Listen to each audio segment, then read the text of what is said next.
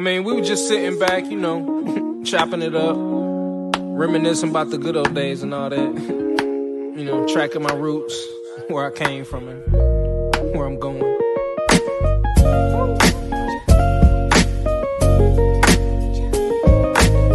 But like I say, man, always said it. It's not about the destination. Nope. It's all about the journey. Ain't nothing changed but the weather.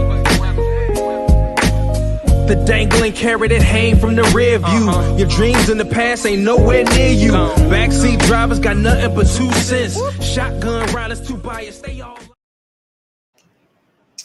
Hey, everybody, and we are here for another episode of TK's Chronicles of a Black Sheep. Happy Saturday, everybody. How y'all doing today? What's happening? That's what's up. I need to stop saying that because somebody will mess with me. He was an English teacher. It's like, how do I respond to that? What's happening? So you right. You know you right. You right. So hello, how are you? What's good? What's okay? All right. So tonight, of course, my awesome co-host, we have Nika Pinks and DW tonight. What's happening? Didn't I just say I was gonna stop saying that? no? Right. You gonna say it?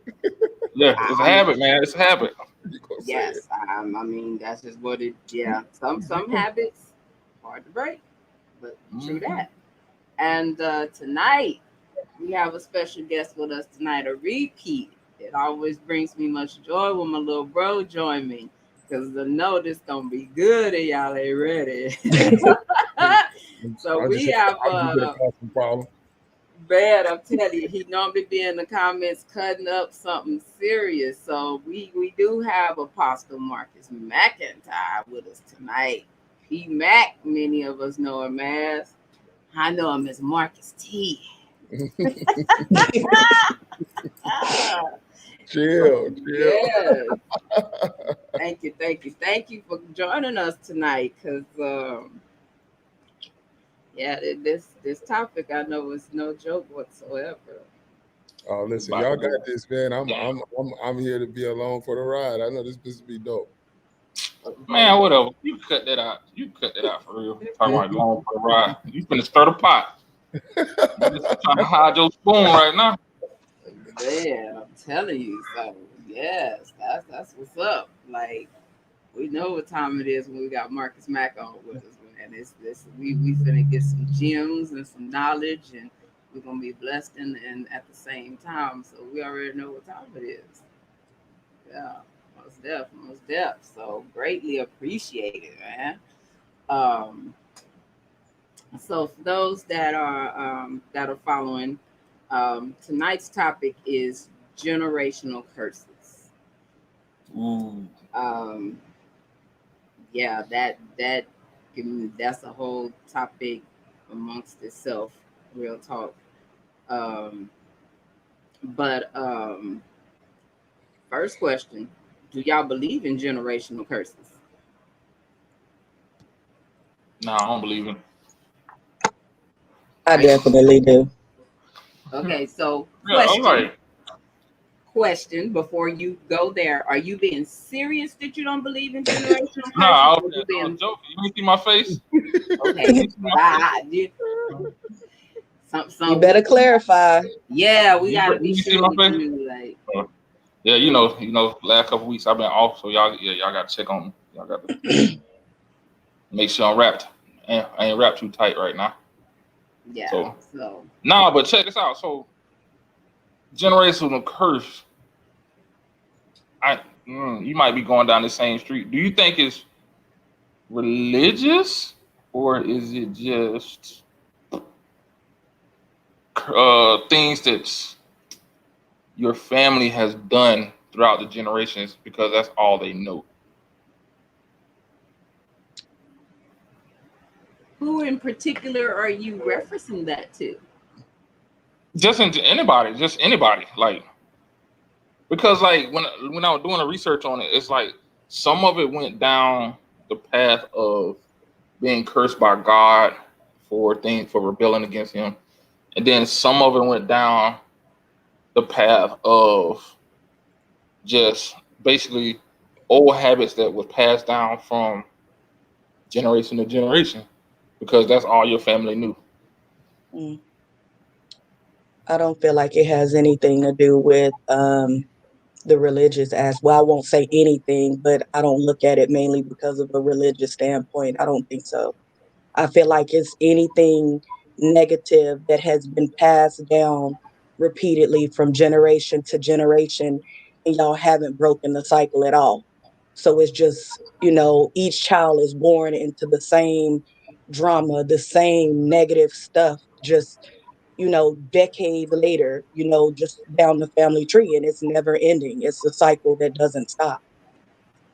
Yeah, Okay. I agree with a lot of what Nika Pink said. With kind of touching on this earlier during the year, it definitely is a cycle. And a lot of times the reason it's a cycle is because you don't know. You don't know that there's history in it. And then when you start finding out and digging around on ancestry and digging around and starting to ask questions, then you're finding out that this is going down the pipeline. It is actually generational. You may start thinking, oh, it's just me, or it's from my mess up. But then find out that, okay, as you're going down this tree, some of this stuff that you didn't understand is on that tree. So I believe that it's those things that are known through generation and those things are unknown from the generation. I'll just add that I'm going to go down. I'm going to be with my brother DW tonight on his research that he did. It derives the original idea of generational curses derives from religion. It derives from the place of Exodus 34:7, where it talks about being passed down from the third and fourth generation about being punished. The original idea derives from that, as far as a generation does this, and those who believe in God in that arena, then God does X, Y, and Z, third and fourth generation, right? So we look at generational curses from that standpoint of originally, from the religious standpoint. So one of the things that I would pin is, like, let's say it does have a foundational principle of that. My question would be is, if you don't believe in Him, how can you believe in generational curses? Ooh. There you go. That's Boom starting to warm up. Boom starting to warm up.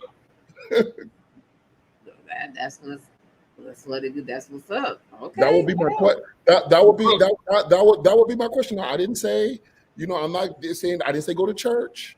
I didn't say any of that. I didn't lay down and, hey, you go to church every Sunday. I didn't, not laying that, because everybody is different, right? But if we're just if and I'm not talking about some weird God, I'm talking about the God that we are that we do know, right? Yes. Of the Godhead, so when I'm talking about God, I mean the God of the Godhead, right? So I mean, like, if let's say it derives from that train of thought, then if you don't subscribe to that train of thought, then how do you subscribe to generational curses? Well, that could be the second part of what I was saying. That they may not subscribe to God or anything, but they can say it's a habit, or this is how, like, we heard it growing up, like, this is how my mom and them taught me how to do it. This is how blah blah blah blah. Well, that's been passed down from generation. What's the definition of a curse? Okay, I see you. But what's the definition of a curse? No, I see where you're going with that. Yeah. You said bad habits. No point. I'm not disagreeing with nothing you said. You said bad habits, but since when did bad habits become a curse? And that's what I was about to. That's exactly what I was about to go on. So is it bad habits or mistakes? But or curses. since when did bad habits of my mama and my daddy, my grandma and them, whatever, when did what I'm saying is we're talking about habits versus cursing. Hmm. So we But have can they be one and the same then? So what's the definition of a curse? T, come on, Black. I know you got it over there. I already know you. I was waiting for y'all because y'all was going back and forth. I know what you So know. the definition when it first comes up, it says, "What is a generational curse?" According to the Gospel Coalition, a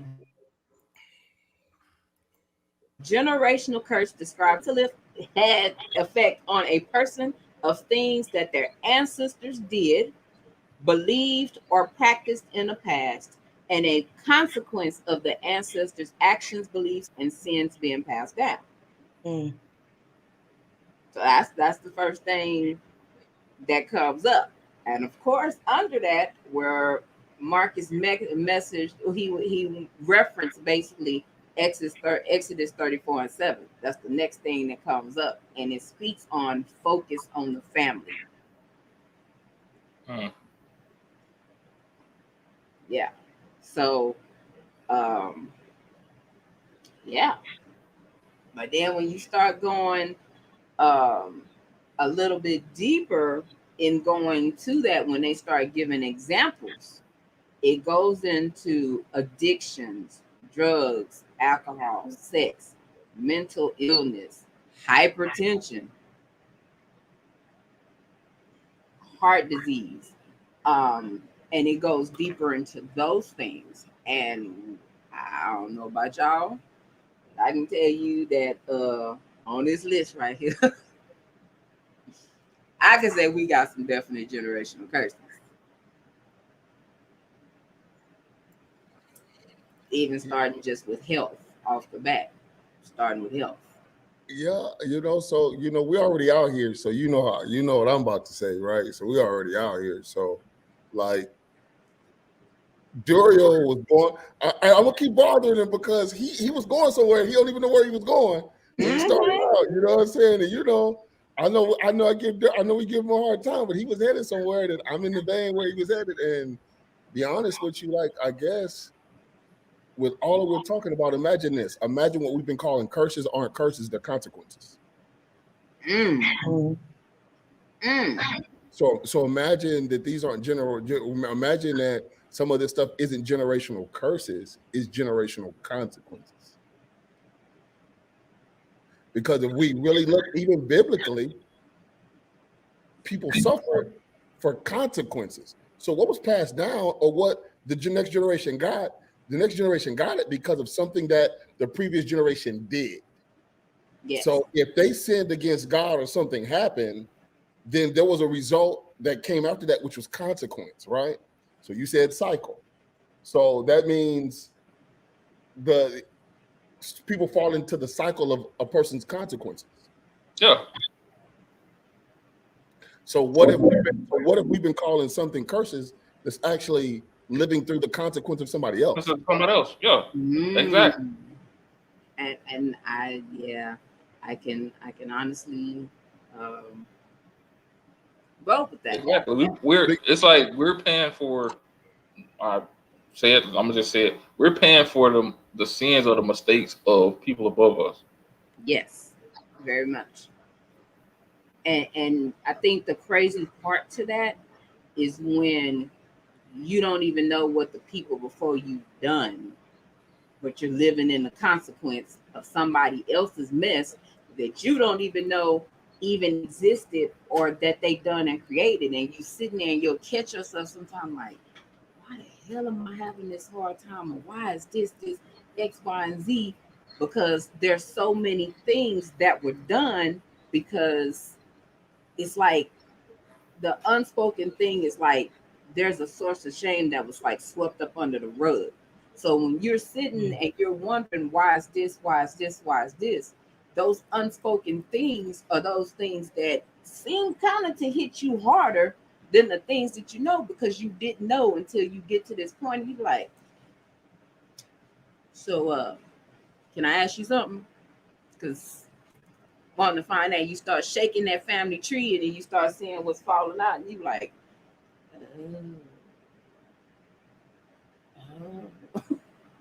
oh, yeah.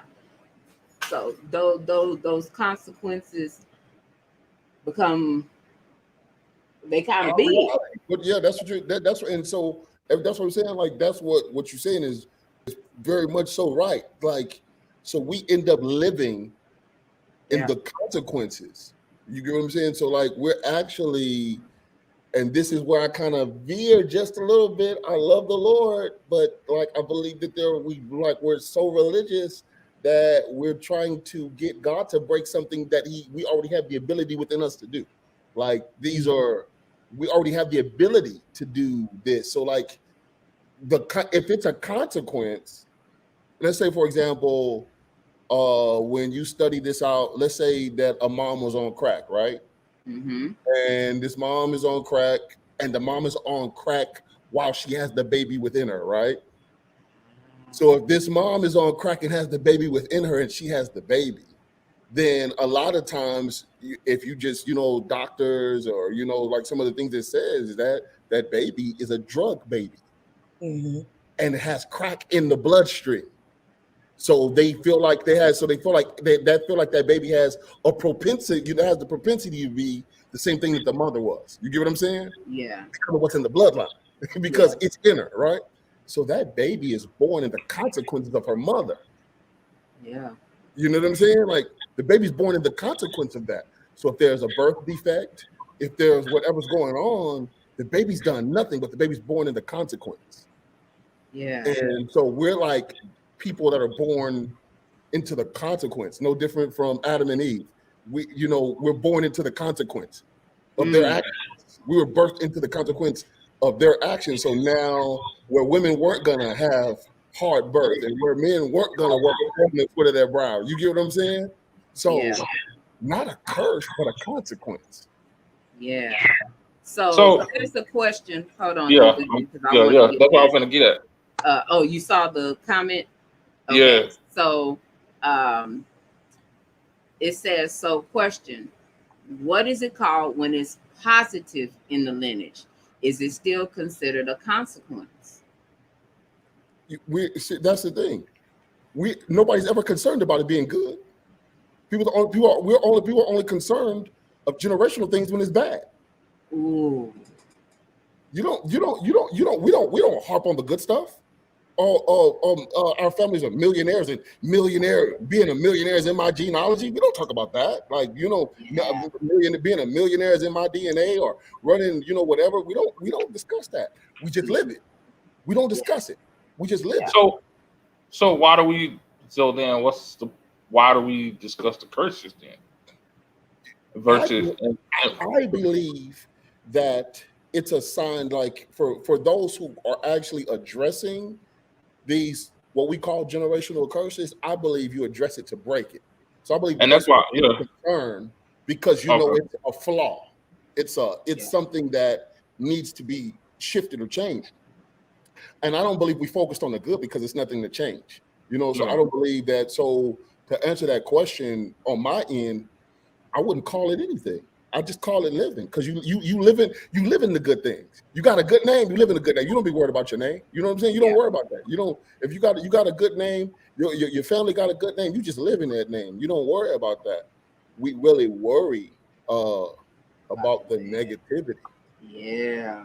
Because I don't want to live this. This don't feel good.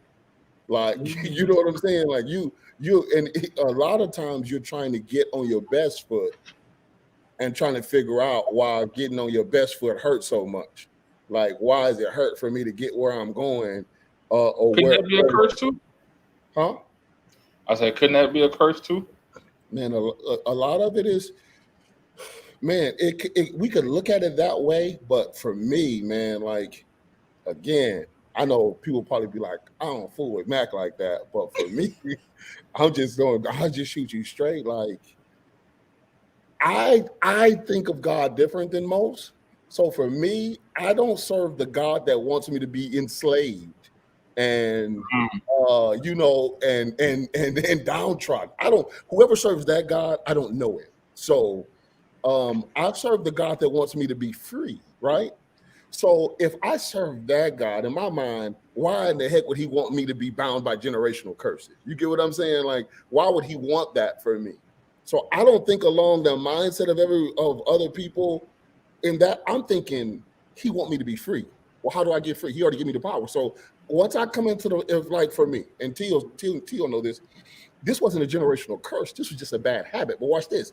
I had named this generational curse. Watch this. Because my dad would be late to stuff. So my dad would be late to stuff in church. My dad would be late to stuff. We show up to programs late, right? We show up to stuff late, and we became known for being late to stuff, right? Now, don't get me wrong. Oh, you better be glad that he showed up because he would tear the house down. You know what I'm saying? But Yeah. we'd be late. In my head, I thought that was a curse. It wasn't a curse. It was a bad habit. So in my mind, I started saying, oh, I got to break this generational curse of being late. I tell my wife, I got to break this generational curse of being late. No, I got to break a habit.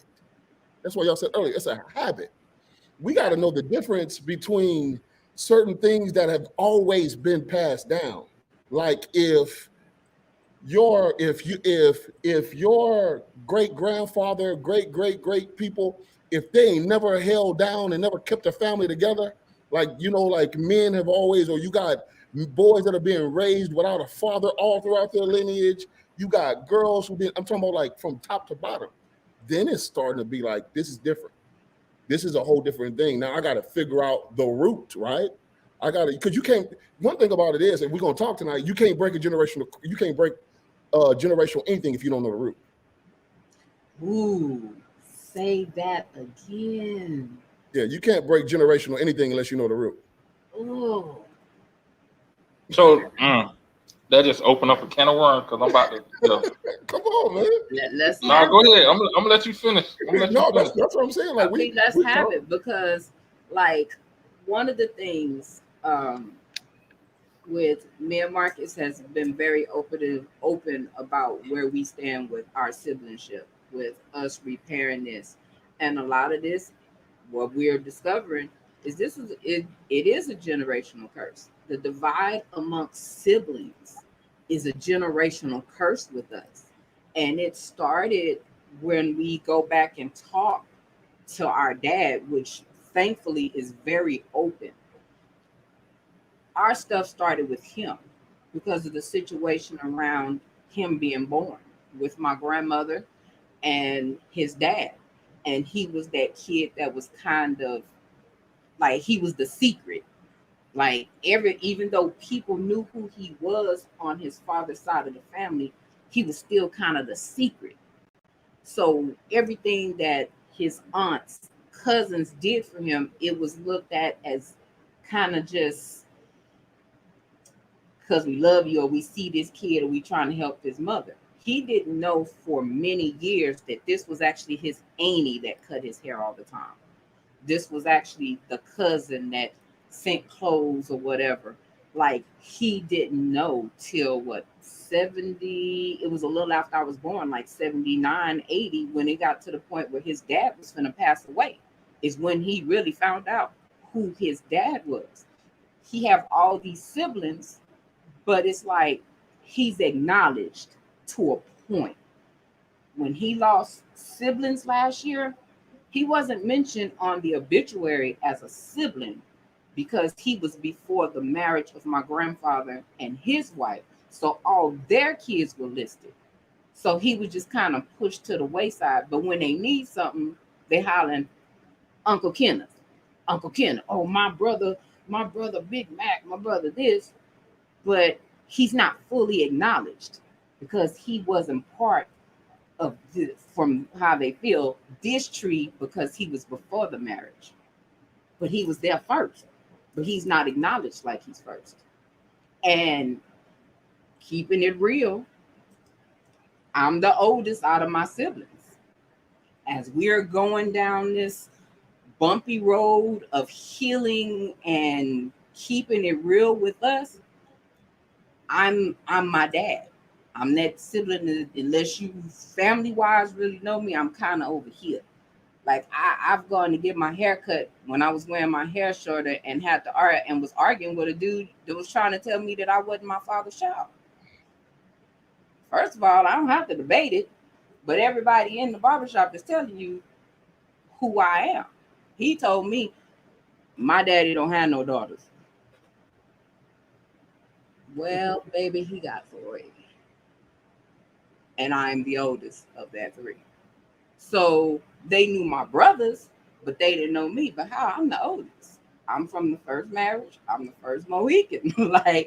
But I've been in those shoes of not receiving that acknowledgement, like of not being recognized by many, or just wearing the same shield as my other siblings have. So when we go there and looking through that, and I was like, damn, that's really messed up. Because I would, not saying that I need that accolade, but I can only imagine. Well, I don't even have to imagine. I know that feeling of only being recognized when somebody wants something from you. Yeah.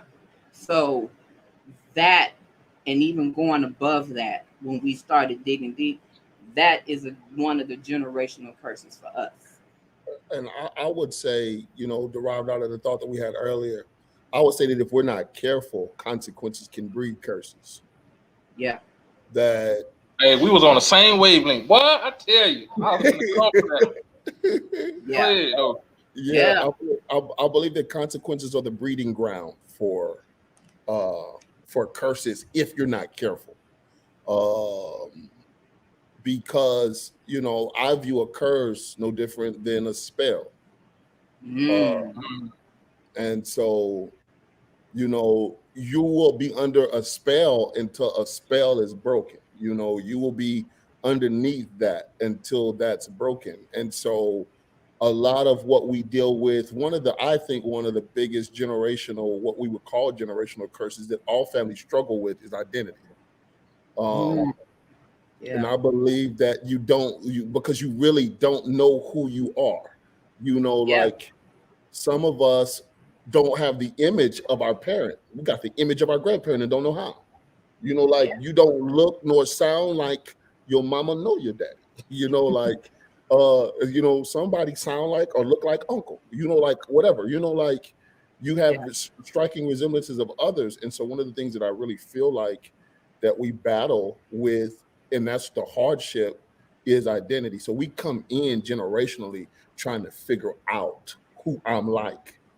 How do I walk? How do I do this? And so when she's talking about our father, like, is one of the things that I realized that I wasn't careful about, that I fell into, was the need for affirmation, right? And that derives out of a hidden place. Yeah.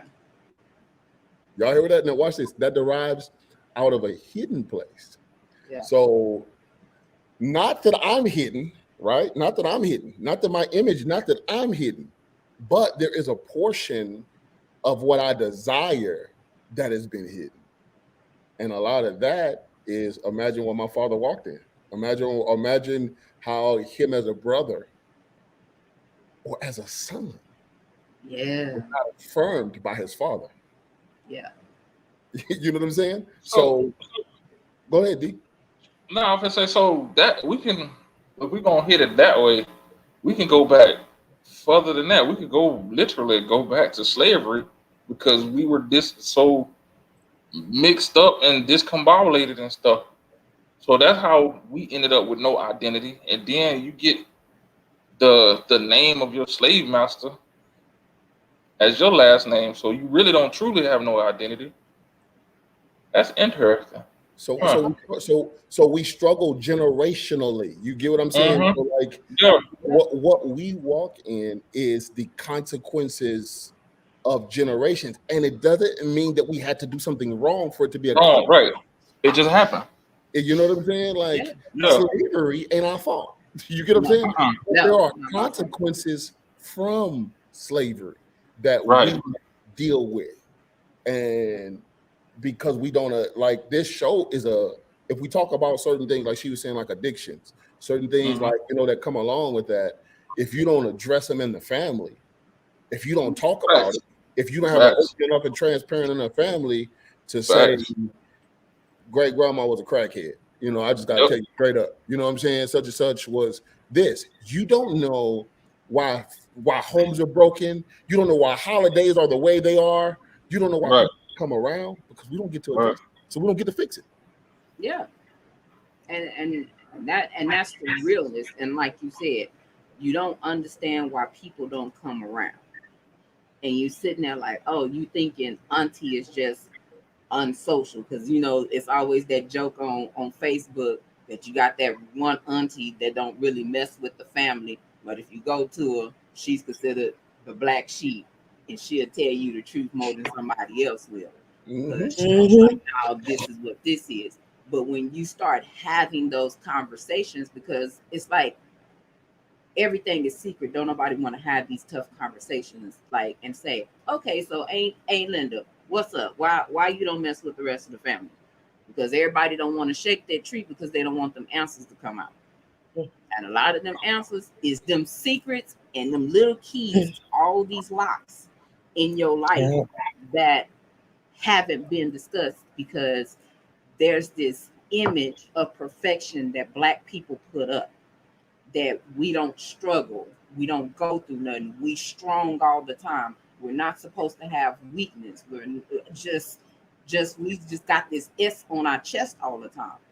And that itself to me is a generational curse, because we're still human. Yes, we've had points in our life where we've had to be really strong and strong to survive, but you still human. Those generational, when they was in the field and they had to obey master and stand up 20 some hours and wasn't getting rest and all that other stuff, they held a lot of that in, because you wasn't supposed to show your weakness. But in this generation, as we've gone down this lineage, we're discovering this is creating the depression, the anxiety, the insomnia, the high blood pressure, because you're stressing. A lot of the food we ate, brought on down from them generations, is unhealthy as hell for us.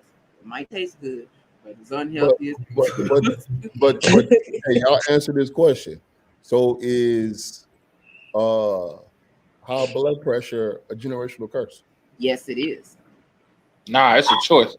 That's a choice. With technology, with the Is it? Okay. Let me say this. Let me backtrack. Okay, come with it. Because what I'm gonna say this: you can genetically be predetermined to be have high blood pressure, but you can make the choice to eat properly and not have it. That's just like the same thing of being a child of a drug addict. You got a 50-50 chance of becoming that same, following their footsteps, or going another route. Okay, but when you were born into this world, you don't have that choice. You're getting fed. Yeah, that part is something different. So TK, are you telling me we're born with high blood pressure? Well, you know. Let me find out y'all gonna blame somebody else right now. We get the breast milk that tastes like oxtails and collard greens. Little macaroni and cheese. Yeah. And everything else. So y'all trying to tell me we're born with high blood pressure? That's what y'all telling me. We're genetically inclined. That's the word I'm looking for. The scientific term. I was gonna go with that word myself, because you know, when you first come out, normally they say you have good health, but it's some kids that be like, hey, we need to work. I do like that. I like that. I like what y'all said a lot. I like that. But then we can, if we're gonna use that, then we can spin that to the generational curses. Then you're genetically inclined to go to be a bad father or to be an abuser because of what happened, but you still have that choice. Because we have. Oh man, see, this is. I hate come with it. Come with it. Don't bite your tongue now. We have the propensity to do a lot of things. You know, like that's a triple point Scrabble word right there. we have it to do a lot of things, right? So, oh man, this is not going to be something that is like when I say this. So, if we're going to deal with it from the aspect of could be's, right? That means that anybody had the propensity to be born homosexual, be born however they are born. Like, you get what I'm saying? Now watch this. I'm not saying born gay. I did not say that. But the propensity means the potential to be or to come into the knowledge or the desire of, right? All right, now you're gonna have me over here like that old church lady on the first pew rocking. So if we look at it from the potential, because David says, I was born into sin. David was not a sinner. He was born into it. He was birthed into the thing, right? So that means that we all have choices. For the consequences. Yes. And you probably gonna have to get that shovel and get out of it. I didn't want to track that way, but we have choices. Yeah. For the consequences, because I don't have to live in the consequences of anyone. It is my choosing to stay. If I come into the knowledge of a consequence or something that somebody's done, it's my choice to live in that. That's my choice. Yeah. I don't have to live in the fact that, like our father, right? For example, he got to be 500 pounds, right? He got to be 500 pounds. Throughout the course of our life, there was a lot that we couldn't do. At some point, he made it up in his mind that he was not finishing out his life 500 pounds, right? Had surgery, eating great, not killing stuff, not doing all that, right? Guess what he did? Guess what that did? It opened up a door for others of us who are coming behind him to look up and say, I don't have to live that way. You get what I'm saying? Like, no matter what it was, the original, the OG, right, says, I don't want to live my life this way. So if there was anything comfortable about me doing whatever I wanted to do, eating crazy, I look at that now and I say, I've got other choices. You get what I'm saying? So at some point, we look around us, and that's what me and T said. We got choices. We ain't got to live like this. We don't have to live in what our uncles and everybody else they do with their siblings. Because if we look at our family, ain't no talking. Ain't no talking. They don't. Ain't no talking amongst each other. Our father get like it or not. I don't care what nobody say. Our father get a call when he needs something. You know what I'm saying? Like, like that's about it. He ain't that. So we said we got choices. We're gonna figure this thing out. So my question to anybody who's on, watching, if they're in the comments, my question would be like, are we gonna keep blaming people, or are we gonna make better choices? Yeah. Because just like what Marcus said, with our dad, with me being the oldest, I've been able to see the different stages of my dad through my life. I've seen where he was looking like an original G, like he was slim, trim, had the little part in the fro, the little butterfly collar, he G'd up. And I was able to see where the weight started over the years, the increases, constant, to where he did get to this 500 pounds, to where he was basically in a handicapped situation. He couldn't go to the store. He needed assistance for various things. He can still cook his behind off, but he needed help in life. At the same part, he got to this point of depression where in his state that he was in, he was very depressed. And this is also things that we know runs through our family. Obesity is such a big generational curse in our family. We've seen it. This is a struggle for us. And even with me and Marcus have had the same issue. We've struggled with our weight. Like he killing it right now. The last two months, he dropping it. Me, I'm still struggling to get on that bandwagon. I know what I need to do, but that's where it is. I'm starting with my eating, trying to get on working on that to get fit. But I know where my dad was, and that's a place where I don't want to get because I know it's so easy to get there. Very easy. Um, I'm a, yes. I'm a, I'm a, I'm a, I'm shit. I'm stuttering right now. I'm gonna take it another direction. Is it the weight that's a general curse, or is it the stress of everything that's the curse? I'll take a stab. I don't, like again, for me,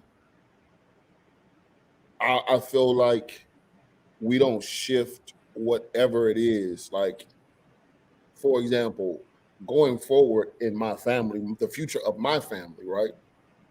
My wife had a traumatic experience as far as, medical stuff.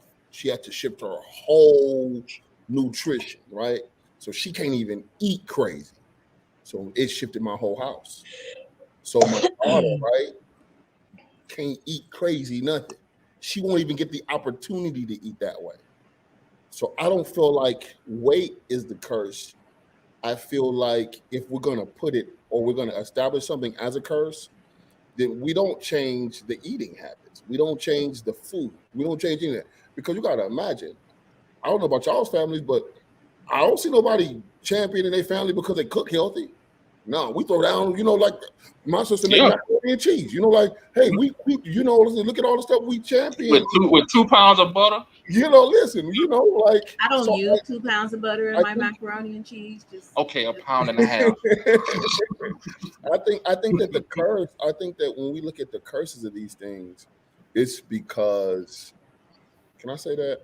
Yeah, it's because we get so comfortable yes. in how things are. There's a comfortability in being like you just going, this is what we do, this is what my family does, this is what we're known for, this is what it is, and there's a comfortability in that. So with the weight, like, some people, it just gets comfortable. I ain't gonna lie to you, it's just like I don't feel like that's the curse. I feel like the curse of it, if we look at a curse, it's because we did not introduce something new in. Yeah. Something new has to be introduced in order to change what was old. You get what I'm saying? You can't dream new dreams thinking in an old way. So there's no possible way Mm. that I could, see the newness of my family or feel like Message. it could change. You know what I'm saying? I can't, there's no possible way. So that thing is not the weight, it's the introduction of something else. So if I want to shift or I want to see that not the weight not be an issue, well, then let me introduce my family to something else. Let me Yeah. introduce my family to 30-minute walk twice a week, and we're gonna call it family time. Let me introduce to we're gonna actually sit at the table and all cut back. We all supposed to moderate. Let me introduce my family to something that's different. And I think that that's what we didn't do. And we look at our communities, if we go that route, if we look at the Black community, we're not even Are we gonna go down that road? Let's roll then. Let's run it. 'Cause I'm we're sitting not there. I'm locked, caught, and ready to rock. we not introducing nothing that's new. Mm-mm. Nothing. And So we're complaining not and complain about everything. we're not introducing nothing that's new.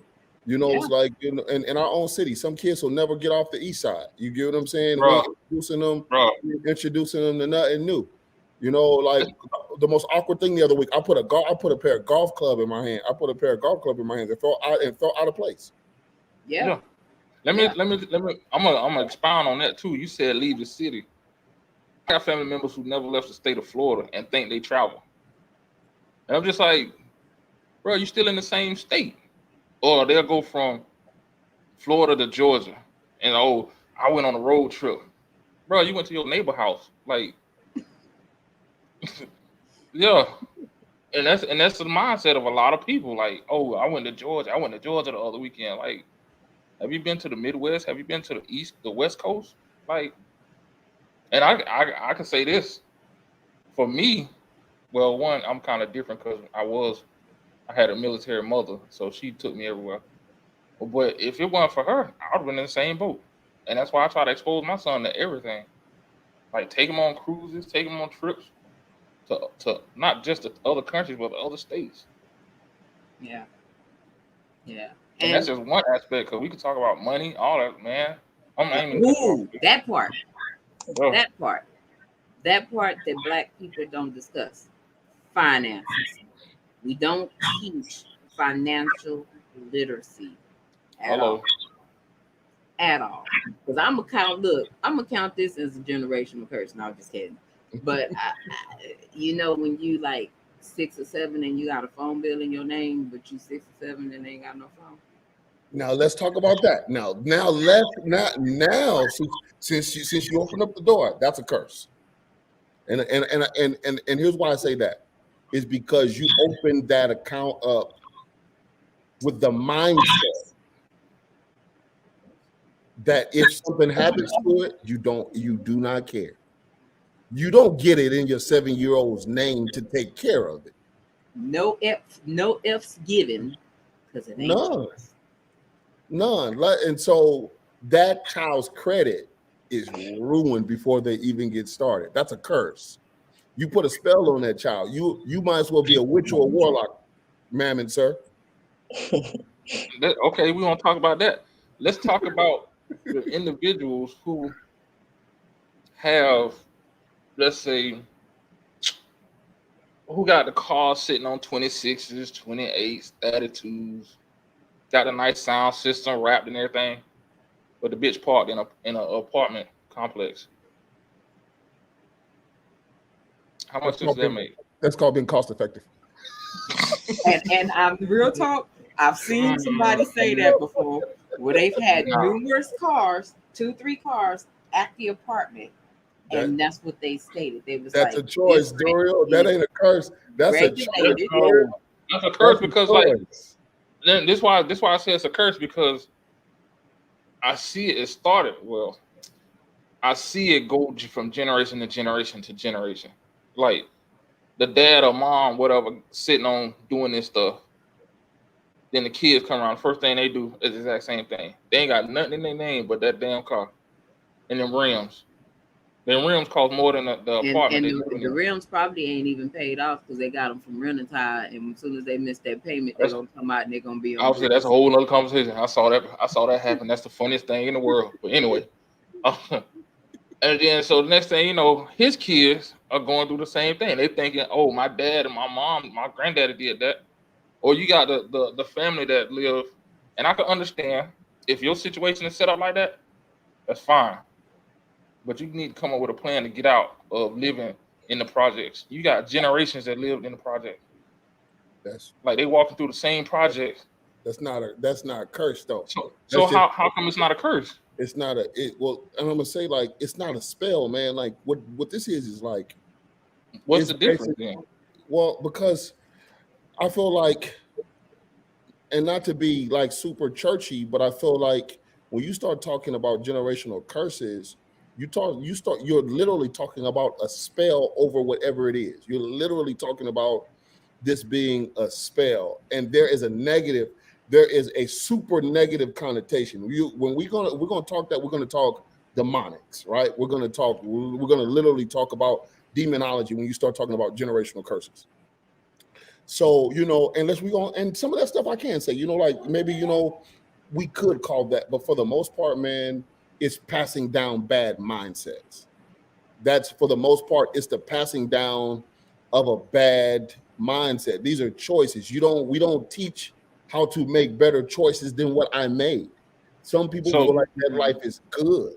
Like, hey, I live in an apartment, but this apartment I'm living under so I can live over. Basically, you know what I'm saying? Like I'm living under so that I can live over. And so the children develop the same mindset.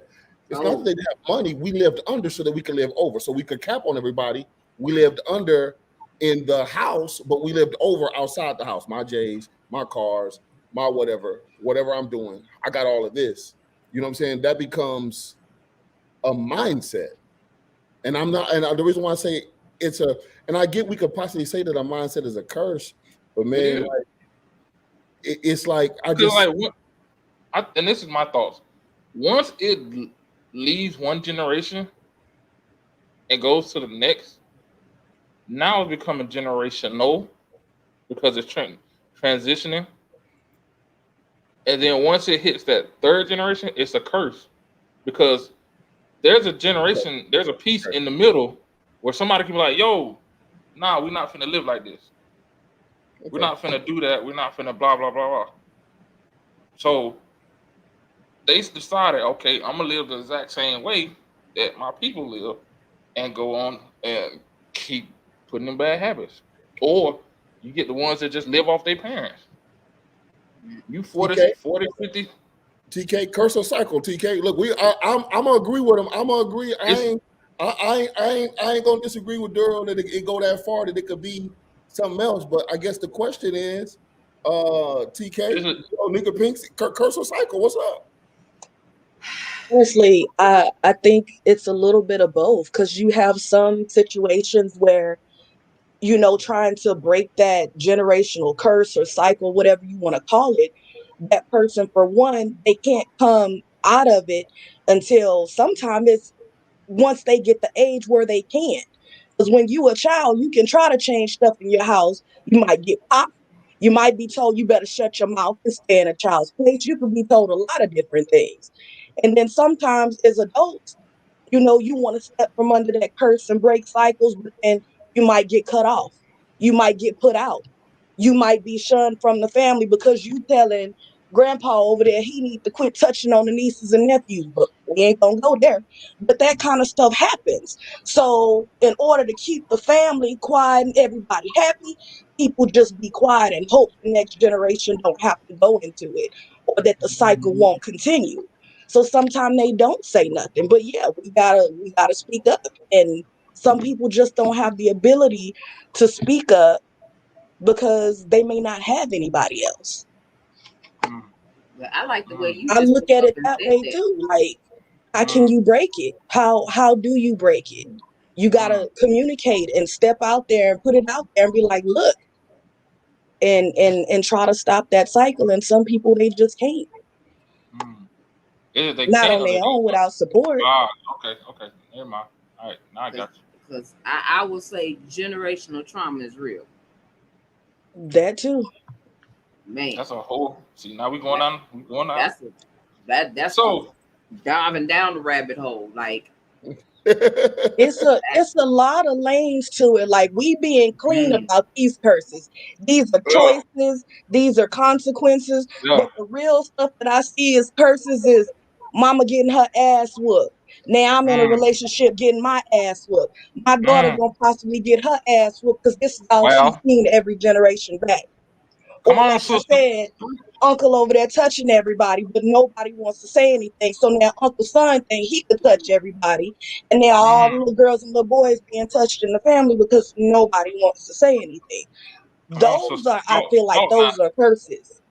They could Talk now. also be consequences that people don't want to open their mouth. So it's a, but I mean, it happens. It can be both. It's both, and you dead in the lane. So when you start saying that, that's why I begin to talk about demonology. So when you say, like, let's say the uncles touching and all of that, that's perversion. You get what I'm saying? So now you got this perverse thing that rides this family. You get what I'm saying? So you start talking abuse, you start talking all of those things, the perpetuation of that stuff that keeps on going. You start talking. Now we talking different. You get what I'm saying? A lot of what we deal with is light. When you start talking that, you talking root. That's what I'm saying. Like, you're talking root of stuff. That's when you start really starting to work, because it takes digging. But ain't nobody talking about what you're talking about. Ain't nobody talking about the root of it. Ain't nobody talking about you only here because I got raped. You get what I'm saying? Like, and so now this thing, why am I feeling it? Why is this happening? Why is this happening? So the enemy takes this much room to open up a door for a curse. You get what I'm saying? Like, it only needs so much room. That first time when we won't talk about it, we won't sweep it under the rug. That's where that stuff comes from. It's so many, and there's so many spiraling effects from that. Because, like, if they don't want you to talk about it because, one, they don't want to have to address it, then if they address it, they don't want to deal with the shame, the anger, and then the disappointment. Because as a parent, like if my child come to me saying somebody will touch me, I feel less than a parent because I couldn't protect my own child in my own house. Now after I done burnt the bitch down, then we'll go see counseling. But and that's the type of stuff that's now that we going deep now. You got my chin itching. Shit. And real talk, and as you said that, DW, it don't even have to be in your house where the situation could have happened and made you feel bad because it happened. As parents, we try to keep that S on our chest and want our kids to be safe and protected at all times. I don't care if you send them to, they go somewhere with a friend or they go to school. You want to always be in protective mode, because especially if something in your childhood has happened to you and you've been raped, molested, whatever, you definitely don't want that for your child. So if that comes to cross where your child is not in your reach and something happens to your child, it will make you feel less than a parent because you feel like you dropped the ball.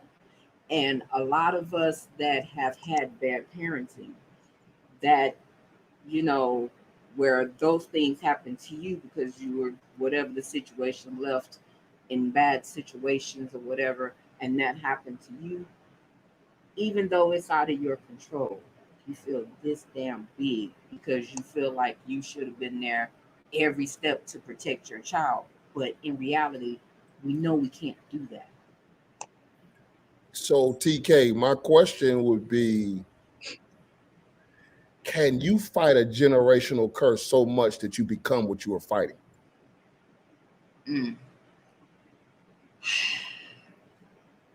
I'd have to say yes, because I can say for myself, there's some things that me growing up was some things I was like, I'm not doing this with my child. I ain't doing this. And the more I fought not to be that, because of that line of how I was raised, there were still some things that still trickled into that because it was in here.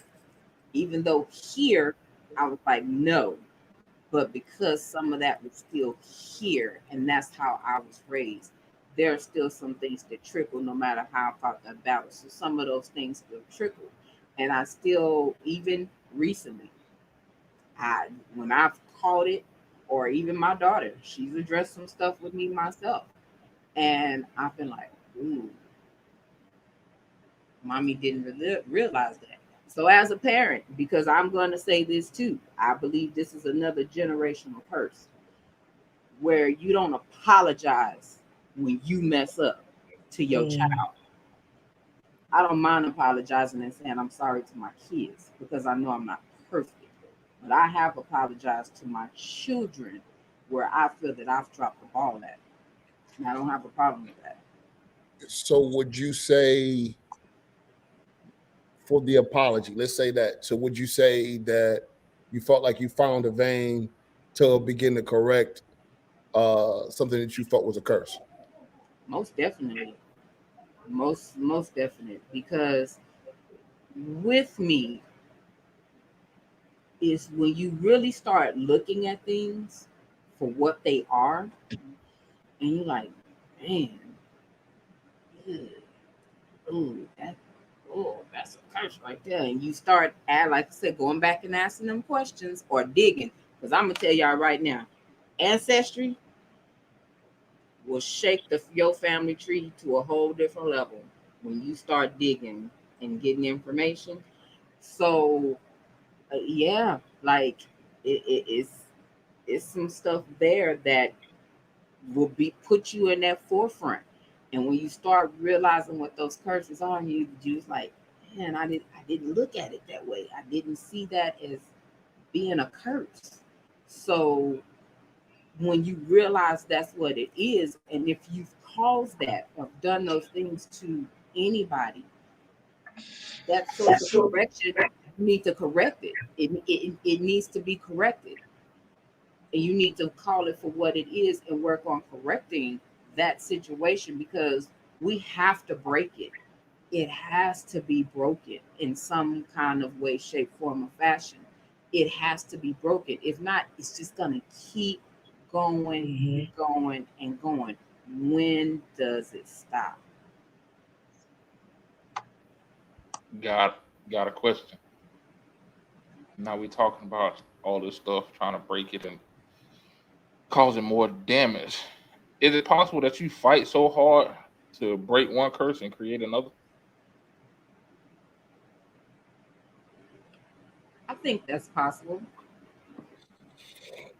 I think it's hard posture, man. I think that I think it's possible with the wrong hard posture.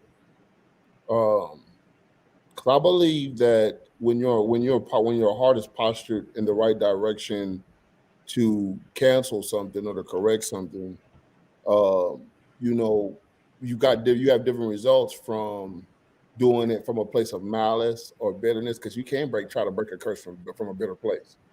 You know, And when you that's what made me think about it, because like I know people who've experienced a lot of like internal family trauma and external trauma, and their mindset is, I refuse to let this happen to me again. So now they're just cold, like a cold person, and I'm just like, but that's not you. That's not who you truly are.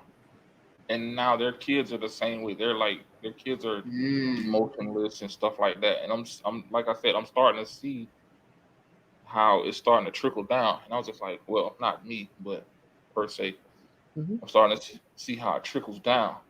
So that's what made me spark that's that question. that's a posture. That's a posture thing.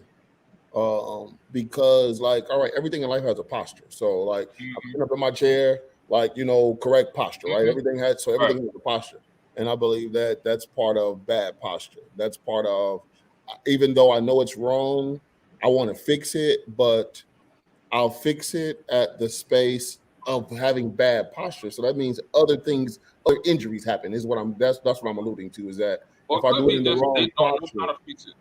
It could be they huh? don't know how to fix it and trying to fix it their way. That Yeah. too. Yeah, that's what I'm saying. Like, so imagine, Dory, like Mhm. I know, and this is not being funny. I know I give you a hard time, but this is not being funny. Like you know what to do when you go in the gym to lift weights. You Mhm. know how to lift weights. Like when Mhm. you Yeah. doing tests, you know how to bench, right? And you know the proper posture to bench because you don't want to cause no injuries. So, Right. like you're saying, like if you don't know how, then I just throw up weights, and it don't matter how I'm jerking this, whatever, I become injured because I don't have the posture Mhm. for it. Now you want the results, but you don't have the posture. yeah, You get what I'm Right. saying? And that's yeah, why a lot of this happens is they want the results of canceling it or correcting it, but don't have the posture for it. And that's what and- sucks. So when you yeah. And you're right. Yeah. And just like DW mentioned, like, can you cause another generational curse by trying to end one? Sometimes we don't have all the answers. Mhm. And in not having the answers, you're trying to figure out what's the best way that works for you. And then that other curse is created, like you said, and then you got these people that have no emotion, don't just cut off the world because okay, well, this happened when I was free and helping this person, or I was always open and available to this, and I got burned or I got touched to this because of this. And you're going with what you feel like you know on how to Yep. protect your children from going there, and then you open this whole nother generational curse from that. And Yep. now you just created all these emotionally don't give a F kids. They Mhm. have no emotion, and then when they start getting into relationships, if they can get into a relationship, they don't know how to talk. They don't know how to communicate. Everything is just all right. I'm out. And you don't try to work on it. You just say forget it and find somebody else. And every year the family reunion come around, you got a new person.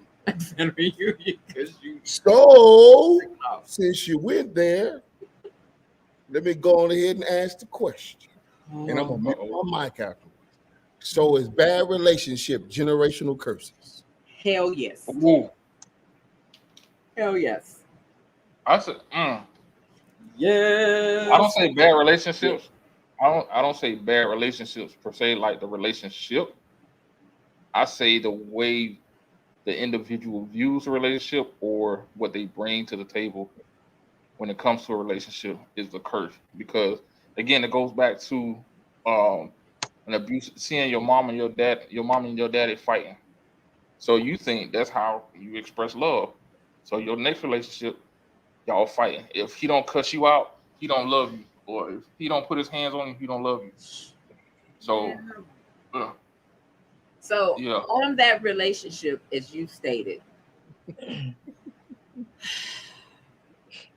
I'm going to say, trying to think how I want to say it, Lord. I think seeing, not seeing positive relationships is an Yeah. issue, because I can say seeing a positive relationship was my great grandparents. But yeah, they might have got married at teenagers, but they literally wrote it out till death do you part. We don't see that no more. We see people that get married multiple times. Like, you don't see that Cause that's healthy a business. foundation of a relation. Like, you don't see the happy marriages. You just see the shacking. You don't, like I said, you seeing the domestic violence or whatever. You're not seeing healthy relationships. Because I ain't gonna lie to you. I ain't gonna lie to you. The healthiest damn relationship I see in my life right now is my daughter and her boyfriend. Next to my brother and his wife. But that's it. And they all younger than me. In my age group, I'm like, because Yeah, you can think somebody in a healthy relationship until that husband in your inbox. Like, I don't I think I but think that's a whole that nother conversation core too. for that relationship, it does. Because I'm gonna say this.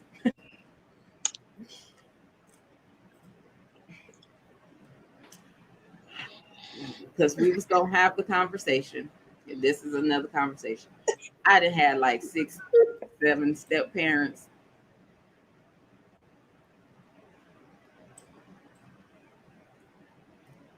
And they were homosexuals. Shit. So So I didn't see Stop. the Hold on, TK. Stop right there at the word "see," and that's what I'm trying to get to. So, would you say that part of what you see or don't see contributes to building generational curses? man, I do. Because when we start talking about relationships, man, this conversation. When I Hey, go, I was coming with the questions. I ain't got I to say. know you are. That's why I love you. But we digging up bodies at this point. When we started talking about relationships, and you don't see the healthy or have examples of that, or you have daddy issues, or you have mama issues. When you start trying to get in relationships and you got daddy issues, them daddy issues is this big. It look like a circus in your relationship. Because as a father, and this is where I say I speak and I love my brother, his relationship with my niece, he is planting those seeds and making those memories for her. Whereas when you miss getting those seeds and getting those things planted in you, you do end up with daddy issues. And when you try to go in a relationship and them daddy issues is unresolved, if you could be real with yourself, you would discover why your relationships don't work. Why you chose fuckboy 101 over here, why you keep picking fuckboy 101 or that so-called bad bitch chick over here, because you had them daddy and the mama issues. Mama didn't love on you much. Daddy wasn't around enough. He didn't take that time because as a father, you are the first example of how a man is supposed to treat how your daughter is supposed to be treated. You set the groundwork for that with respect, with just your image, everything, how to be treated. There's a whole relationship factor that's supposed to be done as a father, just as with a mother with her son. There's a whole different aspect there. Not nothing creepy freaky, because I know people like something, yeah, not nothing like that. But there are certain elements that you're supposed to get from your parents, and those elements, that's that ingredients. Like if you making a cake, there's ingredients to go in that cake. If you miss an ingredient out of the cake, your cake gonna be real messed up. It gonna be lopsided. It ain't gonna sit right. It probably ain't gonna even taste good. But when you start missing those ingredients in life growing up, you turn into this cake that's missing ingredients. And you're 40 something trying to figure out, well, damn, how the hell do I add eggs to a cake that's already baked? You don't. You start a new cake. You start a new cake, and that was like to the point I was getting to with all of what we all been saying, especially what you said, is when you can change what you see, then you can change some things. Yeah. And that's the thing. Like we need to be able to, you know, because everybody's perception of a thing doesn't have to be our reality of a thing. True.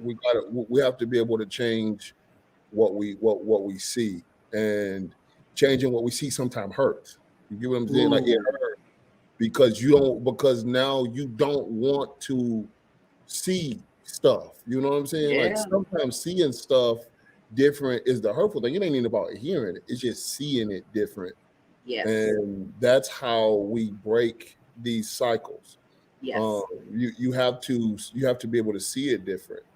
Like Yeah. you can never. I tell people, and I say this is for me in the church realm, is that if you don't see it, you can't seed it. You know what I'm saying? Like, so what if Nika doing something in her business, and I'm like, you know what, I want to sow a seed into her business. If I don't see her business, I won't seed her business. You get what I'm saying? So like I have to see it in order to seed it. And if we want the seed of breaking this stuff and and doing something different, then we got to see it. I got to see myself being on time. I got to see myself not doing that. I got to see myself with a financial portfolio. And I don't have to have it immediately, but I have to see myself having it. Then I have to take the steps of getting there. Like for me, I would say I wanted to generate some wealth, right? So I wanted to start somewhere. We don't talk stocks, never talk stock nowhere. But during the pandemic, I was like, I'm just to try this. I'm just to try it. So here's step one. Here's step one. I may not have me no agent or nothing, or there's no stock person. I got on Cash App, right? I got on Cash App. I started looking at the tutorials, got on YouTube, started looking at tutorials. Okay, long-term stock, short-term, quick, turnover stuff. All right, cool. This is what we're gonna do. I'm gonna try this.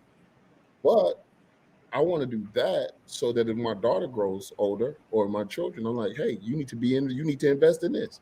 You need this stock, you need this bond, you need this or whatever. Because now in my head, now that I see it, I can seed it in other places. So now I can change the whole makeup of what my family will look like in the future financially. We can fix that, but it's because I see it different. And that's what we gotta stop selling people wolf tickets and start actually showing them something. I show you. When I show you this, it gives you hope. You know what I'm saying? Because you've seen it. Now I got hope. And that's what we're supposed to be doing. That's how we break this. I guess my question for y'all three is like, what would be some action things that y'all feel like could help people, come out of this stuff? Like what would be some action things that you feel like, just like some hard-on action points that people could, fix some of this stuff with? I would say number one is don't be in denial about who you are as a person and what your faults are. Start working on you. Because as much as we like to believe that we are perfect in every way, nobody is perfect. We all make mistakes. A lot of things through life, there's no manual. Sometimes you just feeling around blindly. Second thing I would say is be open to those tough conversations. It may not feel good, man. It may not feel good, but the conversations are necessary. And I can definitely say at the same time, you have to also respect when the person you're wanting to have that conversation with, when they're not in the same place as you. Because that's one of the things I know me and Marcus have noticed on our journey is we thought in 2016 that we was ready, and we turned around and we wasn't ready. We wasn't in the same place. We wasn't properly aligned.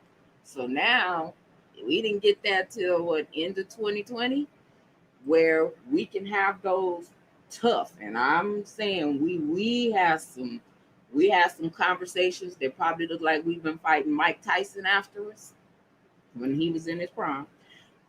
Like them conversations, but we're in a place where we can take each of what each other says and not count it as or hold that grudge or have that attitude about it. We're receptive to where each other are. And you have to be there. And believe me, with our siblings, we've had to understand that they're not where we are. So where we want to get our siblings on the same page with us, they not even in the same book. And that's just being totally honest. Um, Touch back to something else somebody else said about the person living off the parents, if that's a curse or vice versa. I think it can be both. I think it could be a curse, and I think it could just be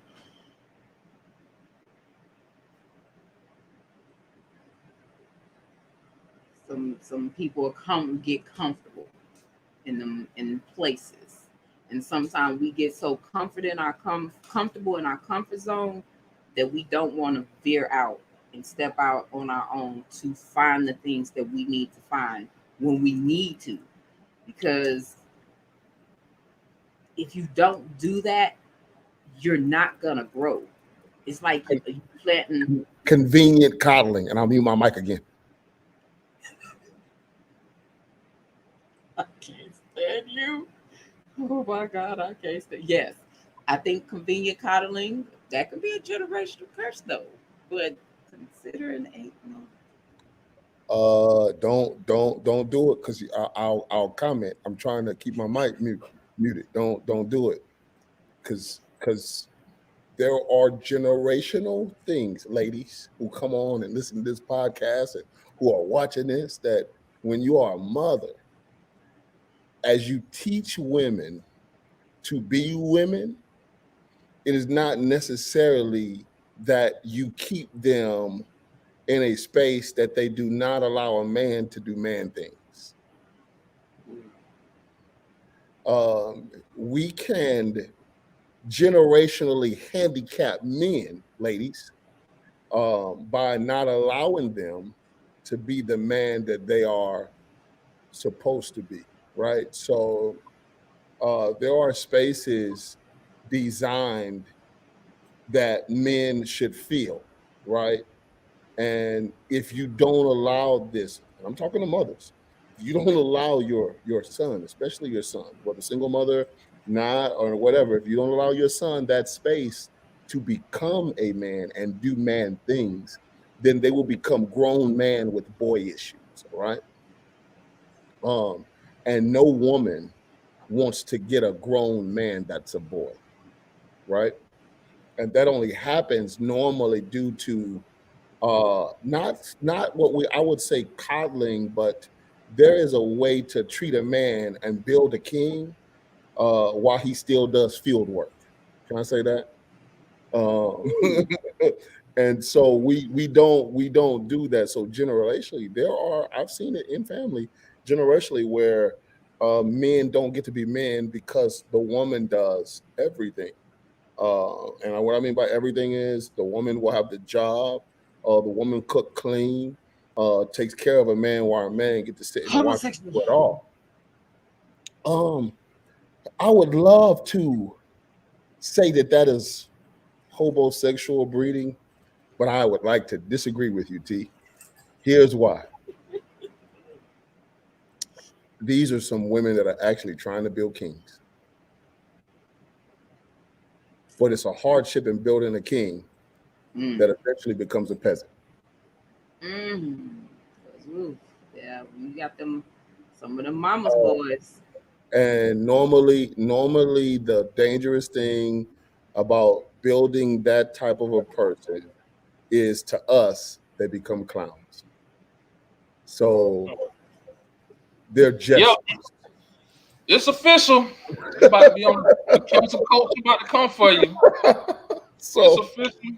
so if when you The Me start Too movement and everybody about to have. Yep. Just go ahead and get ready. Oh,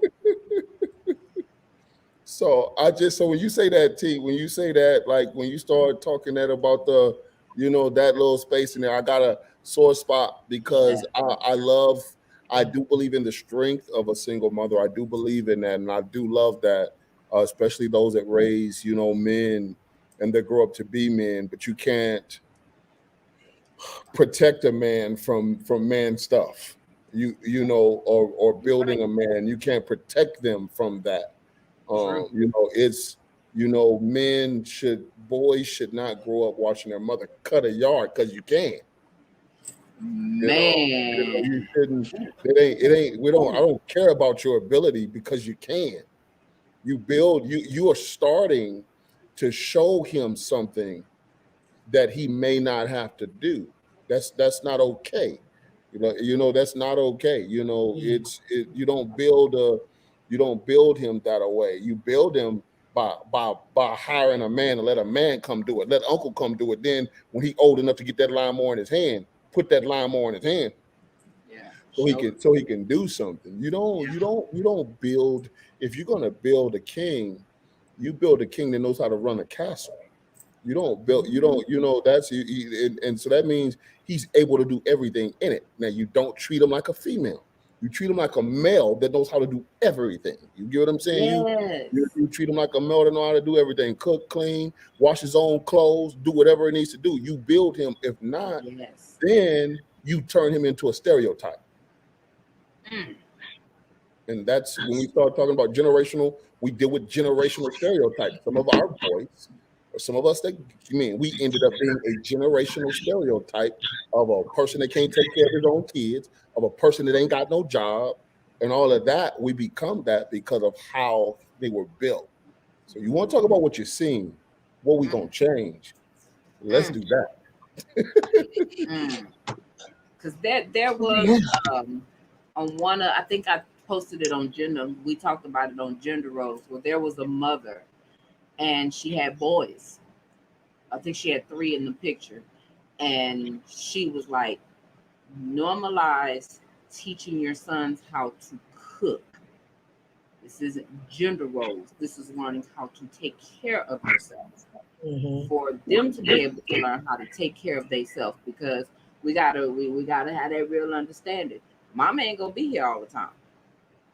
So the last thing you want to do is raise a child that don't know how to wash clothes, that can't boil water, that don't know how to take care of themselves. And that's what, as parents, that's a seed that we should be planting. Yes, we got these roots over here, but we still need to be planting seeds in our children on how to do stuff.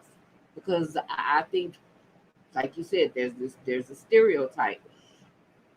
And there, I still believe that, especially now, that there's a curse because there's so many kids that don't know how to do. And I'm speaking with kids that there's no disabilities or nothing there. These are actual kids that's just not being taught how to make up a bed, how to hell wash their hands. I'd be amazed on a day-to-day basis how many kids don't even wash their hands. You just go to the restroom and wash your hands. So Like, what? So what you telling me is, I'm just curious. mm-hmm, If mm-hmm. that, nah, I'll go ahead, because I'm thinking now, because I'm But trying to say, I'm just saying what I see. I Mhm. believe No, that and I right understand that part. now that, and I hate to say it's us. God, I hate to say it's us, but Well, I that's you see speaking it of what you know. where I don't know what happened to mama. Like, okay, you in a single parent home, but what happened to mama? Like, how do you walk Mama, out the door? which mama you talking about? Which mama you Yeah. talking about? I, You talking about married mama, or you talking about single mama? Which mama you talking about? I, I, I, It sounds like she talking about mama that be twerking in the club. I want to talk about mother just in general because I believe Okay, you can okay. still be a parent, you can be a single parent and still take care of your kids. There's a generation now that's brewing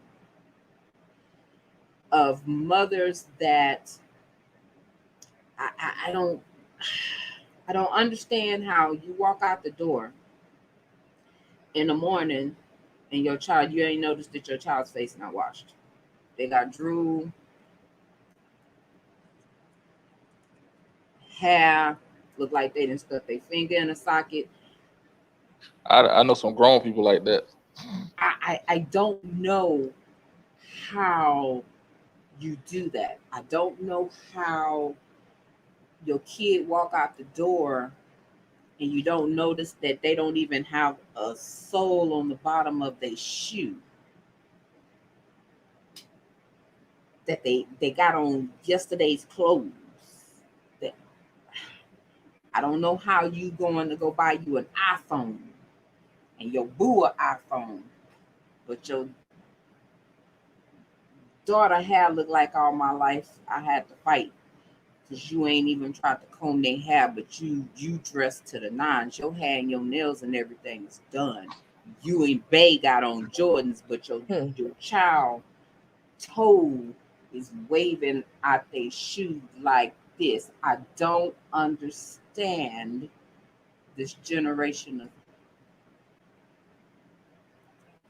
I don't even want to call it a mother because just because you had a kid don't mean that you're a mother.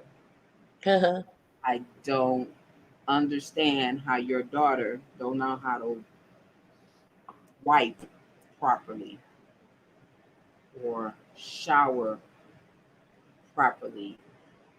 Don't understand. These are things as a parent, those seeds that you're supposed to plant into your child. Uh, they ain't brushing their teeth because your ass ain't brushing your teeth. When you come to speak to somebody in the morning and your breath smell like you've been chewing horse nuggets, you ain't brushing your damn teeth either. So they ain't brushing their teeth and they all in their friend's face. And as soon as somebody at school tell your friend, oh man, your breath stink, they in their feelings because you dropped the ball. You didn't plant that seed on hygiene. Consequences. That part. And my heart hurts for the children. It does. Mm-hmm. God, it does. Because you know kids is cruel. And you Yep. know that kid is being teased because Yep. like consequences. The consequence of not being a mother and your child is suffering because of that consequence of you not teaching your child. The parent's lack of priority is now a consequence for the child. Yeah, and the priority is we gotta go to the club. We going out, we getting toasted. We drinking. What's that new one that they got? That new little vodka with the Everclear that everybody tearing up, or we popping edibles all day. Yeah. But you ain't cooked a meal, but you popping edibles all day. Get it out. I'm sorry. Well, just for discussion, because you're discussing it. Just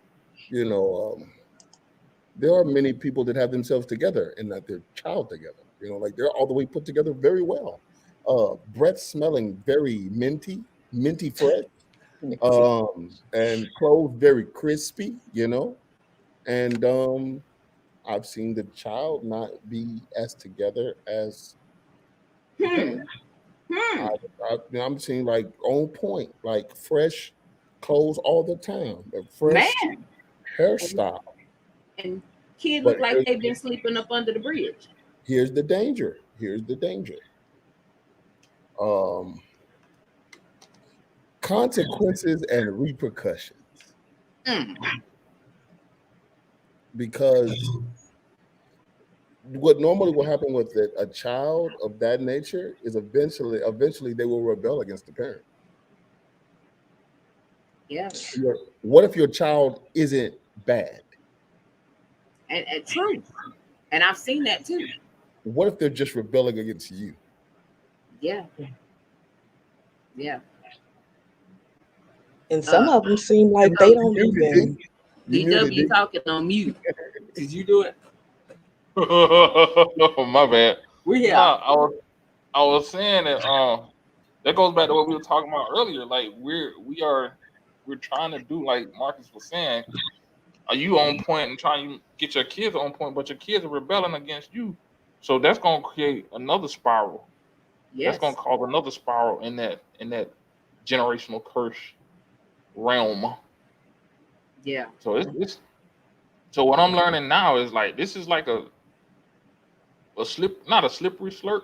I don't know what the fuck a slurpee is, but you know what I'm talking We about. know where your mind at.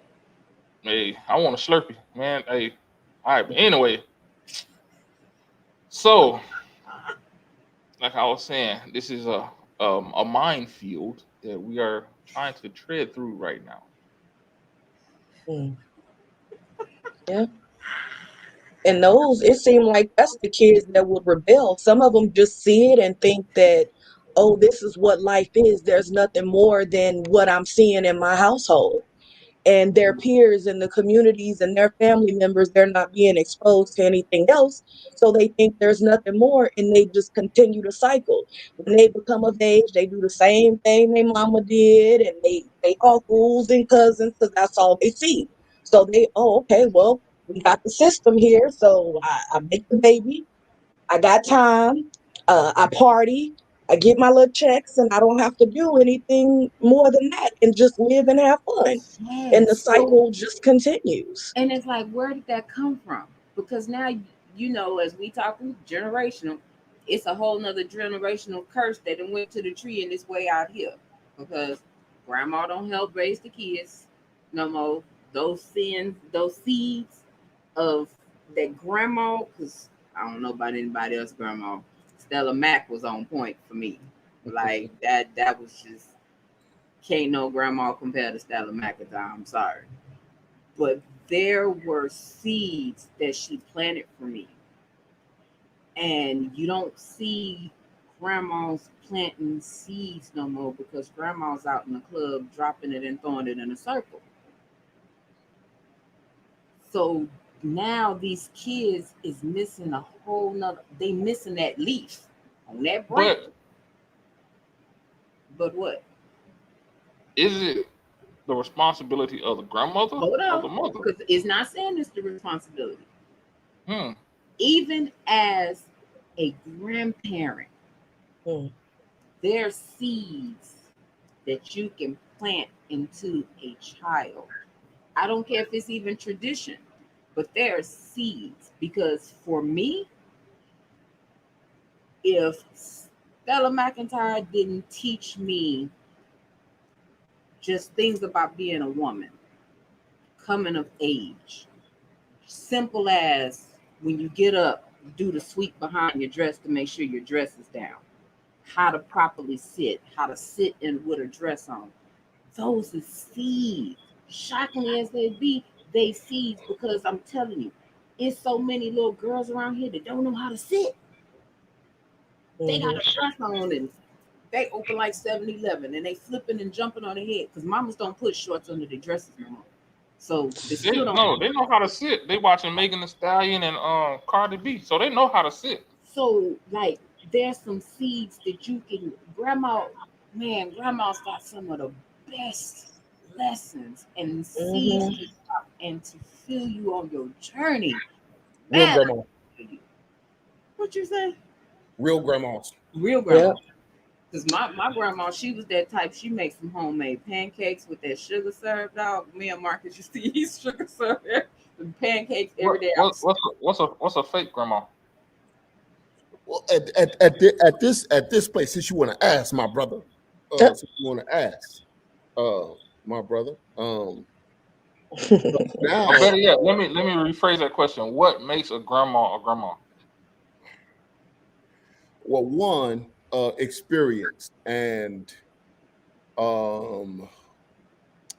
back when we had grandmothers that were grandmothering, they had a different kind of experience. And those experiences weren't built on having the experience with the child. Yeah. Oh, shit. Because yeah. That sizzle in your spirit for a little bit. Because now these experiences are happening with the child. It's a difference. When grandma would give knowledge and she's dropping gems and she dropping nuggets, it's because she lived it. She's seen this. I'm coaching you through this. I don't want this to happen. This is what it is. And I'm dropping these gems from up here down on you. You get what I'm saying? Now it's the experiences on the level.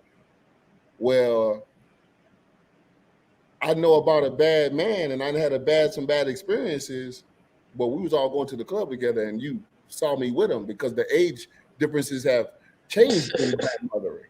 Where now grandmother, mama and daughter can all go to the same club together. And it's because we all close in age together. This is completely different. It's not the same. No. We all grew up in a whole different generation where stuff wasn't popular. And I don't get me wrong, kids are a blessing, but it wasn't popular to let your daughter say at the age of 14 that she want a baby.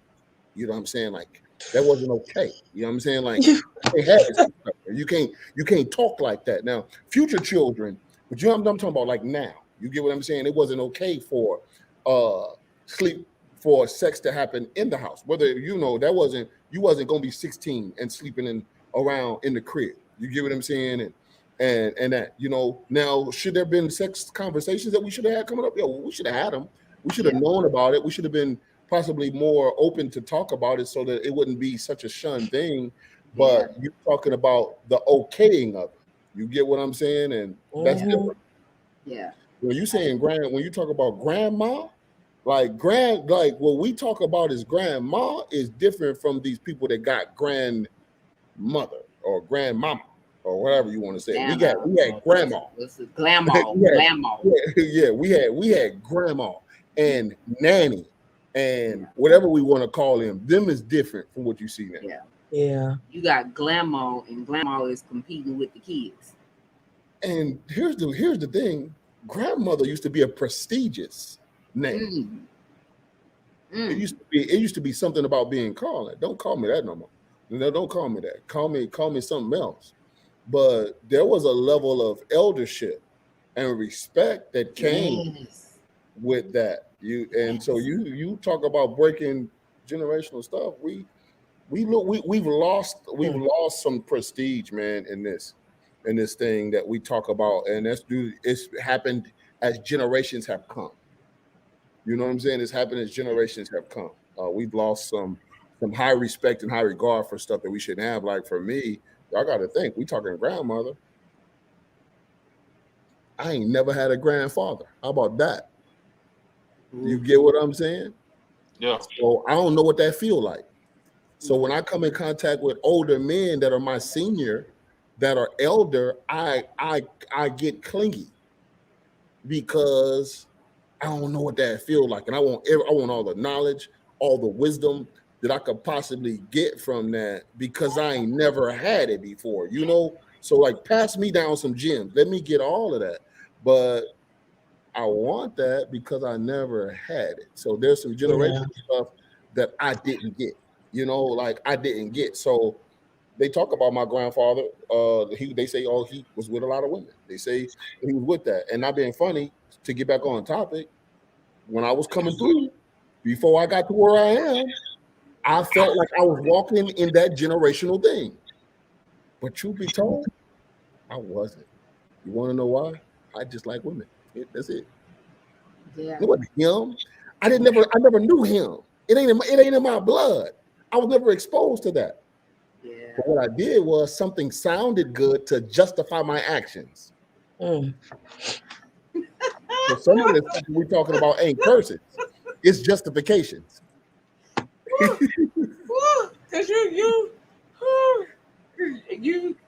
see me drinking, right? Because it was crazy. And I really thought you were going to blast this a couple of episodes back on stuff that we were talking about. But you speak that because I remember when I was growing up, my mother's mother used to say that my grandfather was a ladies' man. He had to have all the ladies. He was a thing. And when she would refer to my mother, she would say my mother was man crazy, like my dad, like my grandfather was crazy about women. And in an era where we were, it was like the cool thing to have all these dudes, all these females trying to holler at you. You got a passenger, and you got a passenger, and then you got a couple of tires. We thought we was doing some G stuff. No cap. we thought we was, we thought we was doing it to it, and I was like, that's why we had that one. I don't remember what episode that was, but I was like, Marcus better not bust me out on here. Oh no, I wasn't gonna say nothing, and don't be saying stuff on this live that on your podcast to make me say stuff, because you be having people in the comments that lurk, and if I say something at that time, their feelings gonna get hurt. So I'll be trying to be nice. Uh-oh. Yeah, I think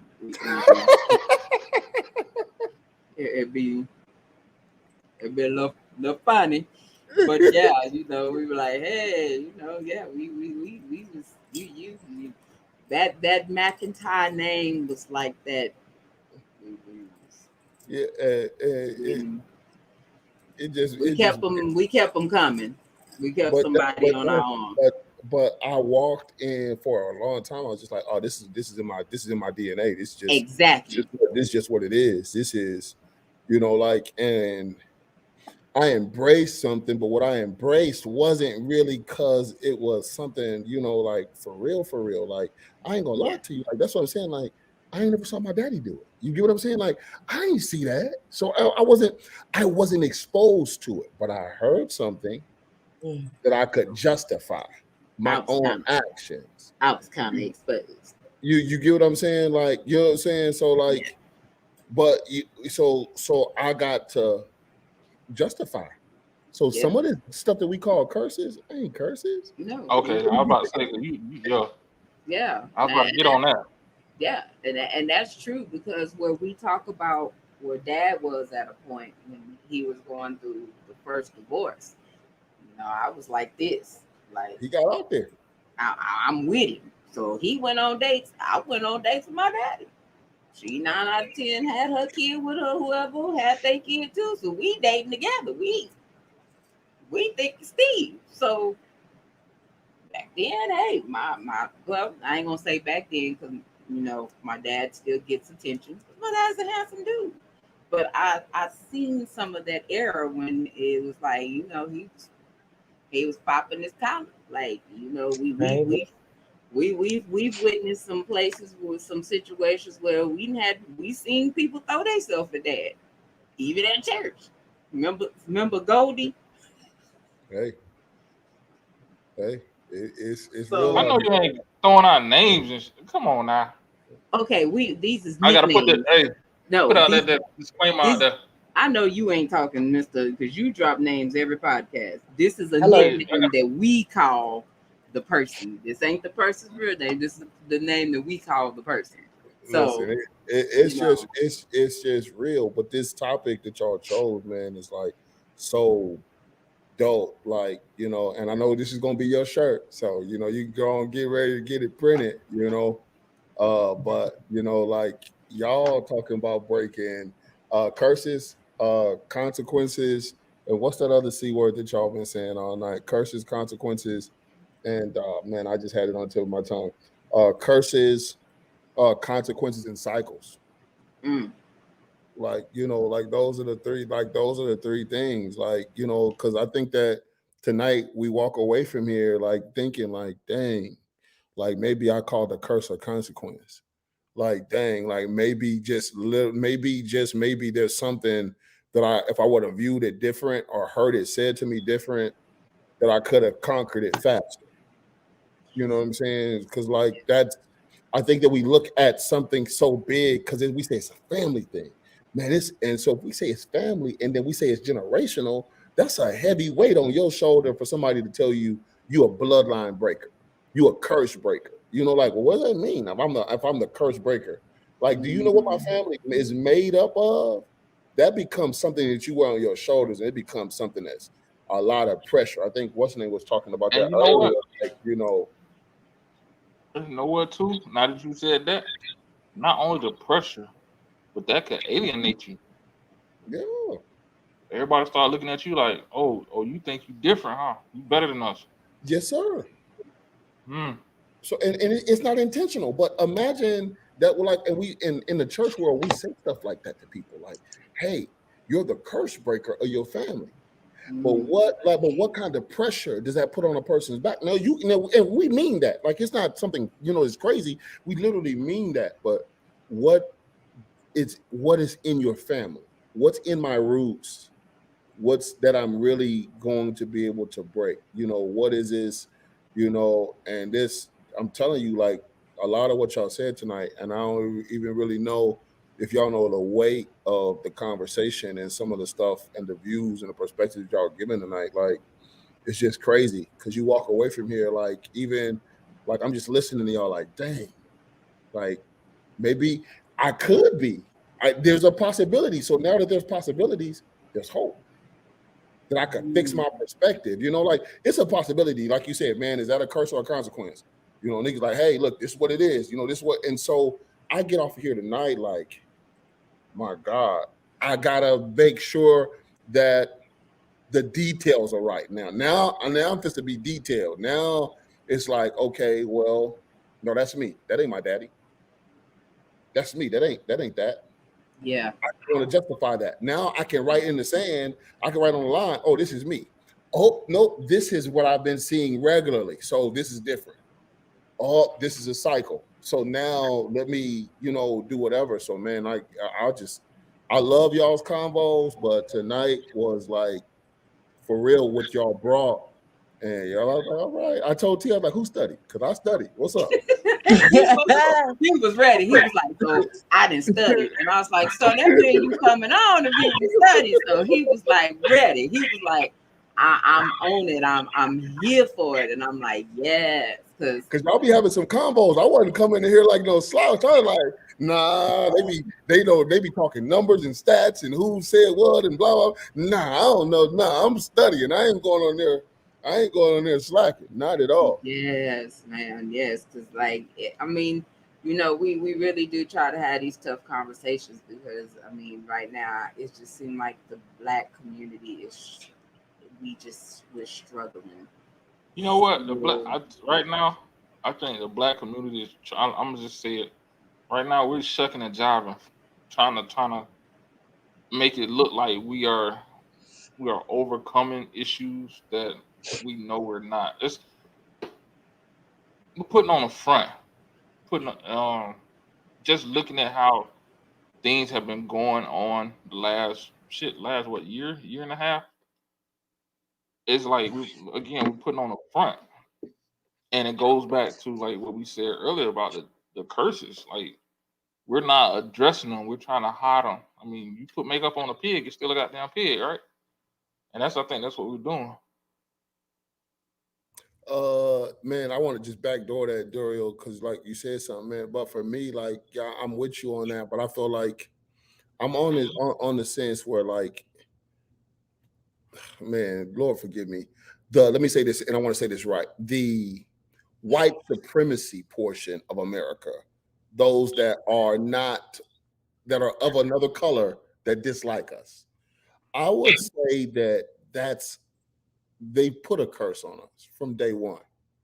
That's the spell that we talk about that needs to be broken. So when you say that we're shucking and jiving or what we're doing, I really believe that we're coming into the knowledge that the only way we're going to get somewhere is if we break this spell, right? But the problem is the hardship of breaking the spell is really getting out of all of the rooted stuff that they did to us, because they rooted us in a way that we would be against ourselves. So this generational thing that we dealing with, and why we can't see ourselves better, and we can't see ourselves better together, is because of the spell that they cast. You get what I'm saying? Like, they casted a spell that's been going generation to generation to generation. And so that they casted that spell, and that spell is the thing that we woke up to last year. Like America, like Black America woke up because we all in the house having to watch everything, and we woke up. I agree and I disagree at the same time. Yeah. And I said it before on a couple podcasts. It seems like, and I know we're probably getting off subject right now, but it seems like we wait for something to happen to do something versus making something happen. We wait for somebody else to stand up and say that's not right. Because again, look at the BLM movement. You what happened? It's starting to fade away. Why? Now, and I say this all the time. If you look at how much political power it has just off of that movement, whether you agree with it or not, if we continue to capitalize on that, we wouldn't have to worry about a lot of the things that's still going on now. But it happened. It was happened for a moment of time. We got some kind of traction, and then we let it fall by the wayside. And I think that's looking at it. And again, this is just my thoughts. Looking at it, the generational curses piece. I think that's why we cannot in our community break these curses, because we'll make movement. We'll start to get movement, and then we'll stop. Versus keep going, keep inching along. I understand it's gonna be a fight, and we got to understand we have to fight. But again, like I said, that's what I see from my eyes. I hear all that, but I feel like sometimes with things like this, sometimes you gotta disconnect to reconnect. And for me, how can I free us in this together when I need to step away and do for me what I need to do to come back and be strong enough to come and help you out too? Because if we in this together, we may not do as good. But if I can pull back to realign and get myself together and come back, then sometimes it seems like that's the better way to go. Or maybe just in my life. So no, you're like, T, can I listen? I know y'all about to get off here, but listen, I got to. So, man, Dario, like, your view is great. I just want to bother you some. Show me, because what you said is we wait for something to happen. But show me when they showed us how to be proactive. Show me since slavery, when we go back, show me a proactive slave. Show me a slave. Show me a whole plantation of slaves that rose up against master. Took one. We saw a problem, one stood, then those that could come behind did. What we got to do is start becoming more proactive. And I'm agreeing. Here's what I'm saying: we have to have more people, crowds, and masses. What we saw, whether we like it or not, we don't like the way it happened, but we saw masses of proactivity during the pandemic. You get what I'm saying? Like, the problem is, and I get it, the consistency. We should, stay marching, stay doing that. But if we look at the track record of MLK and everybody else, like, it was those moments when we did rise, we rise together. I think that while it looks like we're down, we should be organized. So I feel like we should still be, if we ain't in the street, That's we what I'm should still getting. be doing whatever. But at this juncture, man, I can't be funny. Like, who's to say we not? You get what I'm saying? Like, True. I get it may not be everybody, but I believe there Right. are some key pieces laying dormant. I feel like we're in a better position to do some things. I feel like now we know we got to run people in office. Like, communities ought to be wise now. I got to run somebody, in this office. I gotta get somebody to the state representative. I got to get somebody in the Congress. And I think that we're wise to these things now, man. And I always want to say that is because I just don't want to be a part of beating us up. Not saying that you are. So I'm not saying nothing negative about what you're saying. I'm just saying, like, there's so much that we got that I just don't want to beat us up so bad to where we don't look like we can get it. I feel like we're at the initial starting paces of breaking all of this generational stuff that we didn't carry. Poverty, all of the poverty mindset, the slave mindset. I believe we're arriving at those because that's all been generational, man. That's all been generational. And even I'm talking about, I'll come over in the religious community, finally breaking that. We finally having the talks that Jesus is a man of color. You know what I'm saying? Like, openly, he's a man of color, teaching the kids in youth ministry, he's a man of color. Like, we're finally starting to come over into this stuff. Like, it's gradual. It ain't as fast as we want it to be. But I think that we're arriving there in all the different aspects. But again, it takes these conversations to say that it does exist and that there's some stuff we can do better, because we can all do better. The church can do better. The community could do better. Our families can do better. And, I just, like I said, I don't disagree with you. I just, for those listeners who come on here later and listen and don't know your heart, none of our hearts, we ain't all here to beat up our community. So I just want y'all listeners, viewers, to come on here and know that just because you don't know us or you ain't never seen us before, we gonna say some negative stuff, but we're not saying it in the light that we don't believe our community got it. Yeah. And I want to drop this, and I know I wanted to mention this when you were on with us prior, where we talk about the church growing in the community. One of the things that I loved is while we were going through Snowvid, we done been through some stuff already, you put yourself in a place where you left the safety of your home, you went to the church, and you opened the doors for people to be able to take hot showers and stuff. You provided a service. And I think that's where that with the church, when we talk about needing to grow, the church, a lot of churches don't provide a service. They provide the service on Sundays and some on Wednesdays, but they don't provide the service when there is a different kind of need. And I think that's where a lot of people are some people are stepping back from church, but you provided something that somebody needed. A lot of people didn't have hot running water to shower, to cook, that kind of thing. You used whatever resources you have and said, hey, I'm going to be at the church from this time and this time. Come if you need it. Come if you need to do this. And that right there, I don't even want to say that was a generational curse, but there's a mindset when it comes down to churches where it equals a negativity. There's a negative mindset a lot of times because how a lot of us has been treated at church and from what we felt that we should have got that we didn't receive. So when a lot of people say, well, okay, well, I ain't going to church no more because I needed help with my rent and they didn't help me. Or I needed food and the pastor didn't give me no money to help me with food. Now, I've been on both sides of that before where we've helped somebody that said that they needed to pay their rent, and they didn't pay their rent, and the next month they needing us to help them move because they didn't use the money to, yeah. So I done been on both sides of the coin as being an administrator and being on the other side where some folks did not help.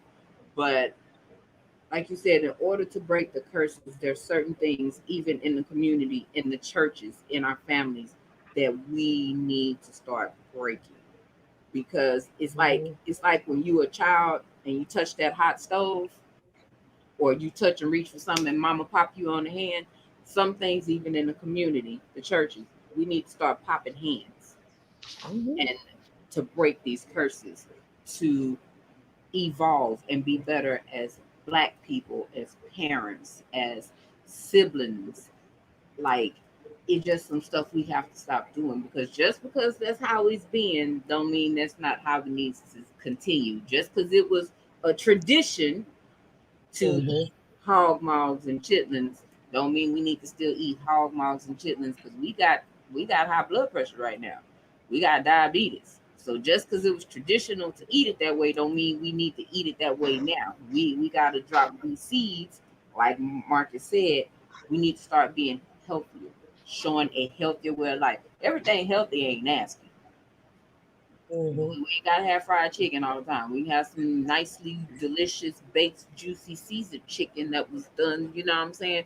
We ain't gotta have fried chicken. It ain't gotta be smothered all the time. Like, we have to start kind of shaking the narrative and doing some different things. Like Marcus said, he golf. I remember when Nate first told me she wanted to do golf in high school, and I was like, golf? What?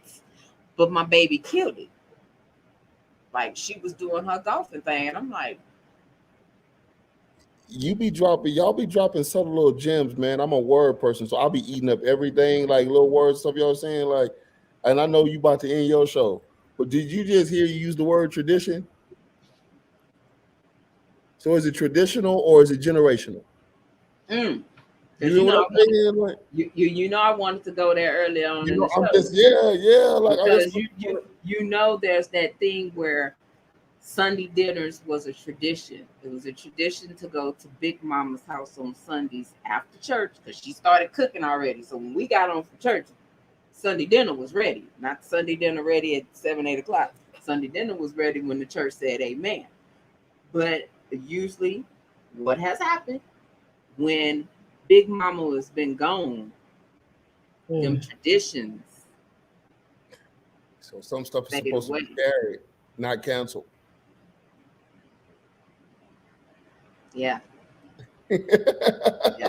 But it's also okay to create your own things.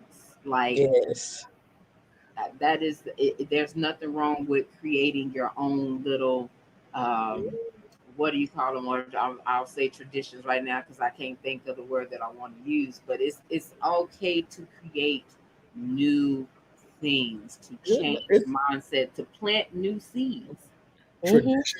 Tradition ain't bad. That's the thing. Like, no, tradition ain't bad. Religiousness is bad. You get what I'm like? That's bad. And I'm not speaking of, like church stuff. I'm just saying, like, anything that we do religiously that doesn't have an open mindset to it being different or changing. Like, we did it, like what you're saying is, like, you're right. We should be branching off the foundation that was given. So if grandma did Sunday dinner and she did it away, it may not be Sunday. It may be Saturday. It may be whatever, but the idea of family is what we're trying to hold on to, or the idea of gathering. Yes. Trying to hold on to, So but y'all talked about that when y'all dealt with the cancel culture and talking about canceling and all that. I think that we just cancel some stuff, but we don't even pay attention to that. It should remain. Not everything has to go. Not everything has to go, man. That building tradition thing is kind of got me convicted now. Like, now I gotta. Because I mean, real talk, and I'll say this, like, for us, one of those things that I miss is we ran them daddy holler. Say, man, I'm gonna throw some burgers. Man, who was that? I think me and Alex the man was talking about this the other day, and he was like, "You knew you were in the family when you had a 5-spot burger. Like you knew when you was initiated. So it wasn't nothing for dad to cook, and we all flop and we all chilling. We're getting that family time. Whether if I'm on buns and you on fries and daddy is doing, there was that family connection there. That was that bonding But there. watch this. We took that same thing to the church house. We was Nice. doing that on Sunday. We was doing that on Sunday. Remember, we was doing that on Yeah, Sunday. we did. Because We was staying remember, I after was the the evening. cook. We was staying after. We was staying after. We Sneaky was doing peek. the same thing. Staying after Yeah. to eat. And Or we if we couldn't go eat, we would find the restaurants. We found places to go do family. yeah, Mhm. we had that connection. We was planting those seeds. You know, we grew up like mug. We did, but you know, those seeds, and that's important. You still sitting at a table, you're communicating, not sitting like this at dinner. We're communicating. We're having You a about to make me do something. Don't worry. Don't worry. Don't worry. Now I gotta fix it. It's when you don't know, it's different. But when you know, you fix it in your house first. You fix it in your house, you build a template, you expose everybody to your template, but you build it first.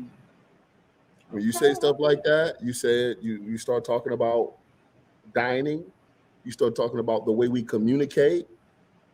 So that means we got to fix it. That means, hey, yeah. we about to do phoneless dinners. Hey, In your house.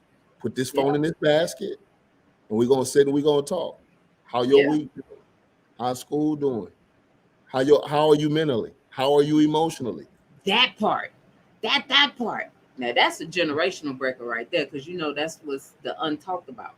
Is the how are you mentally? Where are you at? Like that mental. And we need those are conversations we do need to have, especially now. We need to have So those conversations. so let me ask this, because like that's not a conversation that was brought up with the grandmamas and No, the nanas and the big mamas and stuff. So what? Why now? because Why it needs now? to be broken. You said what? It needs to be broken. That's a curse that needs to be broken. Yeah, You it does. again going back to what happens in my house stays in my house, where you're supposed to be strong all the time. You didn't talk about mental health. That's that stigma we talk about where there's an issue. This is where we need to break that, because our kids are committing suicide. Our kids are depressed. Our kids have mental health issues because nobody wants to have the tough conversation and say, how are you? How was your day? Or what is this? What are you feeling? Where's your mind at? How you this? Do you not know? And I'm definitely speaking on this as an aspect of school is ready to start. Do you know how many kids are having anxiety about going back into school after we've been out with COVID? Yeah, yeah. They are scared to go back to school. It's like a new thing that they haven't done, because most of them ain't been in there in I'm what, a year and a half. Yeah. They Hell, are it's not just the kids, it's the scared. teachers too. Yes, there's a whole fear. This Yeah. conversation needs to be had about how are you feeling? What are your thoughts with this situation? How do you feel about going back to school? What is your concerns? Because I don't know about anybody else. Even as a parent, I have a concern about sending my child back to school with COVID starting to double here. Mm. Most all these people now was like, okay, frick a mask. I go in the store and I look like I got COVID because I'm the only one got a mask on. So everybody looking at me crazy like I Like got you a got problem. But like you I'm got not. Ebola. Yeah. So it's crazy. I still have to protect me. I still have to protect my child because I don't want my child getting it. I don't want it either. But at the same Mhm. time, we have to have these conversations, because that little trigger of going back to school could be suicide for somebody. All Yeah. because you didn't ask how your day. One of the things that me and Asante do when I pick him up from school or daycare, turn my music down. He gets in the car. Hey, mom. Hey, Santi. He asks, how was your day? We have that conversation on the way home. We discuss how each other's days are, how the day went, how was this, how was that. And so and so was a little rough today, and he kind of upset me a little bit. And hey, he was a little loud, and then, he'll probably tell me more of somebody, really how his day was. This person did this, and this person, mom, and I helped this person. We have those conversations. And even at like when I may want to sugarcoat my day a little bit, he can tell when I'm sugarcoating because he's like, Mom, you sure? And I'm like, it could have been better. It was a little rough, or it got better than the day. And that's one of the things I also try to tell him. If he starts off the day and it's a little rough, that don't mean you have to finish rough. It can get better. Let's change our mindset. Let's have positive thoughts. And another thing, funny, because I seen this come up on the list of generational curses. Hollering at your kid the first start of the morning. You're setting their day. And sometimes the mornings is rough. If you may then hit that snooze button too many times and you fussing at the child, come on, hurry up, you're setting the course of their day. That may just offset their day. That's one of the things I definitely try not to do, because I know that was something that when I thought about it, I remember having some rough days in my childhood because I was hollered at, because that was the first negative that started my day off. And I'm thinking, man, I'm beating myself up. Man, I should have got up when she said, or I didn't I didn't get up when he said, or that kind of thing. And it shifted my day because I was beating up myself thinking, okay, tomorrow I got to do better. Or I made mom mad, or I made my dad mad, or this and this and this. Sometimes we don't understand how we ourselves make our own children's day bad. Yeah. So that was something that I know that I changed with, definitely with him. Nate was already out of school, but that's something I definitely changed with Santi, because that's when I learned it. What was you finna say, DW? Because we don't know what we gonna get from you. We getting football shots, we getting points, we getting we don't know what you got. Nah, what I was actually gonna say is something I heard an individual say, a high-ranking individual in the United States Army say about society, and it made me think when you was talking about it. It said, are we raising more? How do you say it? Are we raising more mentally handicapped individuals by softening the blows of life? And then it's like listening to everything that you're saying now, it made me think when you said don't yell at your kid and stuff like that. And it's interesting because like dealing with soldiers and stuff, kids are like that. Like they're not kids. They're adults, but they can't handle stressful situations. And it's like it's very interesting. And like I said, from what you said, it made me think about that. So is that like where that's coming from? Where you got adults who can't handle stressful situations, where they basically literally have a nervous breakdown because somebody yelled at them, or somebody made or they have to do a task that's harder than they expected, or harder than they ever done anything before, because that happens a lot in the military.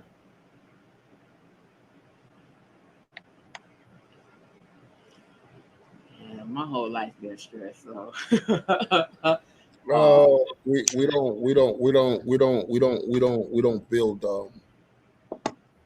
And I think that's what even now, what I'm trying to get with my daughter, we don't build our children for stress situations. This generation that's coming, if we be honest, what's coming is different than what's coming is different. Like when you go on campus and these kids got a emotional classroom they can go to for like emotional high situations, whatever, trying to do that is different. Like, because you gotta remember, we didn't have nerves. I don't know about y'all, but I didn't have nerves. So I didn't have nothing that could stress me out because couldn't nothing get on my nerves. You get like I didn't have nerves to have. You get what I'm saying? So high anxiety, high stress situations, there's not a map for us to teach children how to handle high stuff, because if we're not careful, we don't even know what they're dealing with. We don't know what, and everybody's threshold is different. Yes. Like everybody's threshold for what they can handle is completely different. I think that, for me, I guess my takeaway from even your question is like, am I addressing my child's threshold for what they can handle, what breaks her, what all of that looks like. I don't even know if I've done that kind of assessing my daughter to know what that looks like.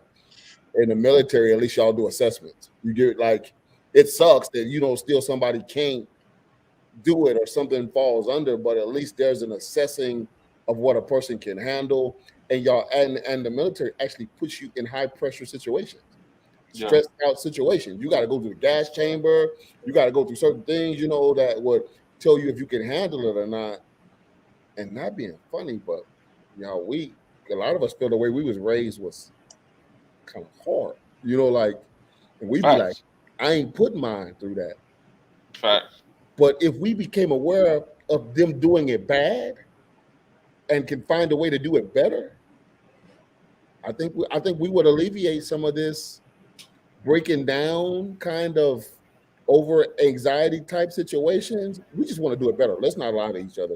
We just want to do it better. And sometimes doing it better is eliminating it totally. Yeah.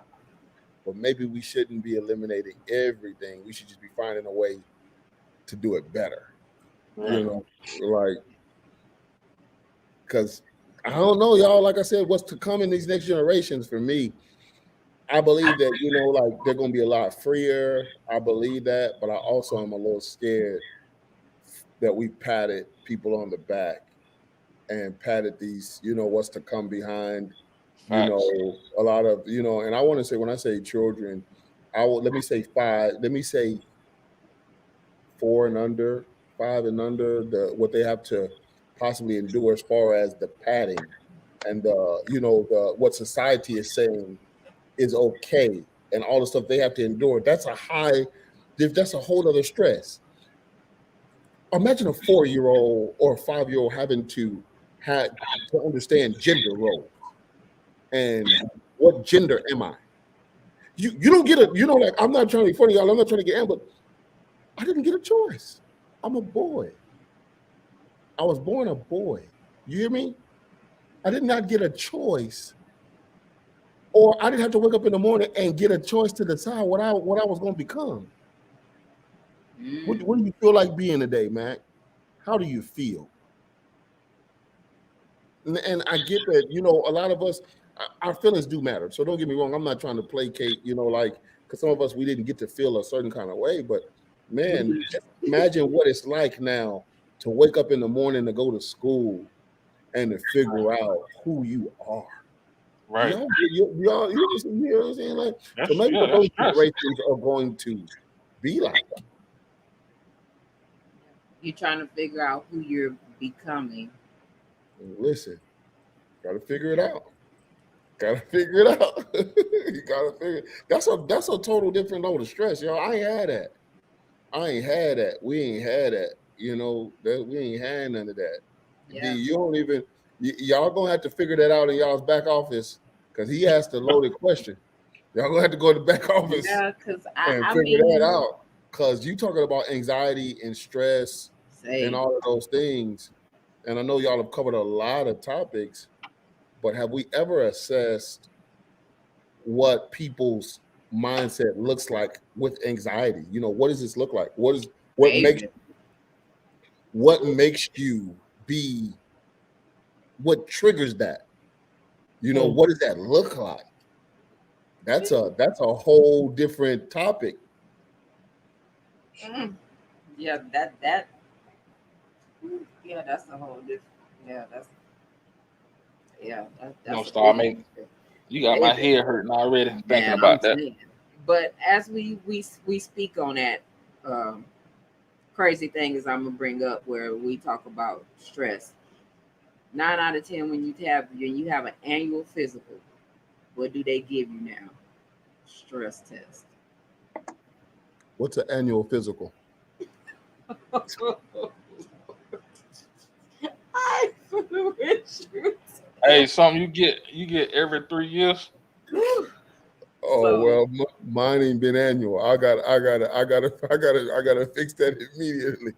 I didn't come on here to get convicted. I came on here to talk. Like y'all just leave me alone. Like yeah, like You're not alone, because on the men's episode, it was a lot that came out about the same thing. So don't feel alone. You're not alone.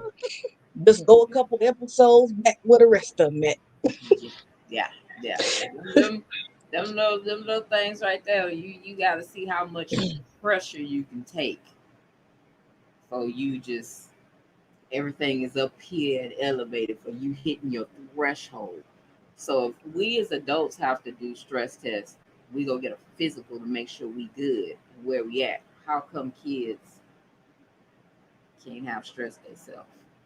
Like some kids is going through more than what we know that they're going through. Like You know what? I'm gonna say this. For the kids, and this I had to check a couple people in my family, and that were close to me, and I say this all the time. The reason why the kids are so stressed right now, we're putting too much on them. We're trying to make them adults before they fucking learn how to pee straight. Let the kids be goddamn kids. Like for real, all this identity and all that. Yeah, I had to get that off my chest. I got you. And that's gonna drive. I'm telling you, that's gonna create another curse, a generational curse. Yeah, because you have to remember a lot of kids is taking on parental roles. Kids are taking on That's a parental whole nother roles conversation. before they even remotely ready for that. Mhm. You know, you taking care of siblings and this and this. Yes. Sometimes you just want to be a kid. And I hate that adage. Oh, you the man of the house. And I think a lot of us lose our childhood early because we end up being Curse. parent or parenting our siblings, and we lose our childhood because we're having to cook, we're having to do the laundry, we're having to make sure they did their homework, you do your homework. Mhm. So it's there's a difference there. I think sometimes we can put too much on our kids, and a lot of times we don't know that's what we're doing. We're looking at that for their help, especially if you're a single mom.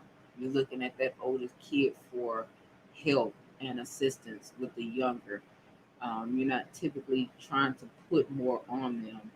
But I mean, it's something to just stop parenting, be like, here, you got it.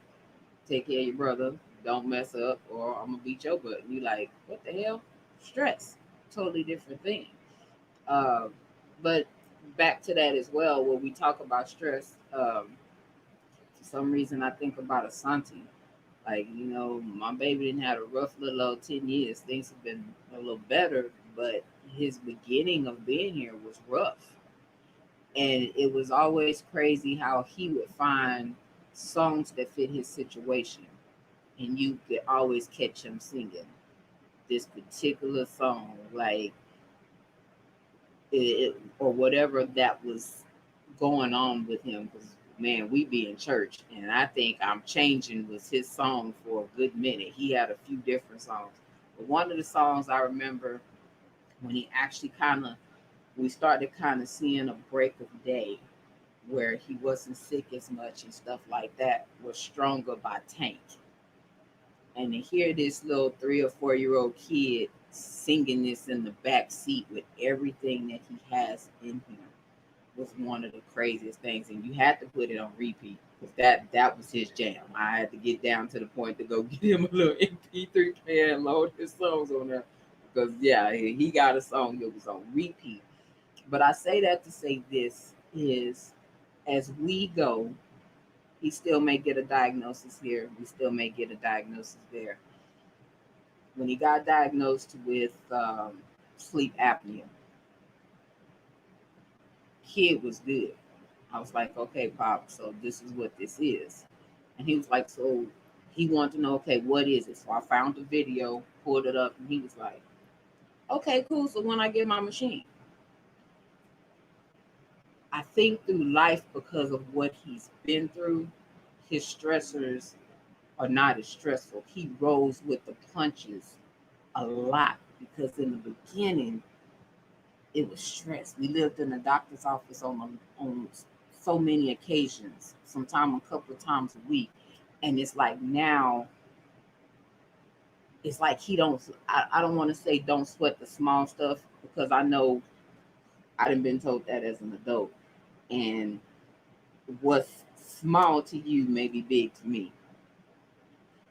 But he can roll with the punches. Once he gains the understanding and you show him, he's like, okay, I got it. And I know my baby has been the underdog in many situations. And when he show out, it's like, that's what that is.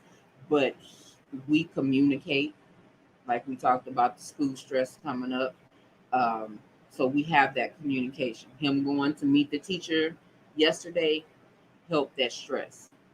So a lot of times we do have to find out what our kids are going through and see how we can help alleviate the stress. Because there's going to be stress. Like life is just one of those things. So yeah, most definitely.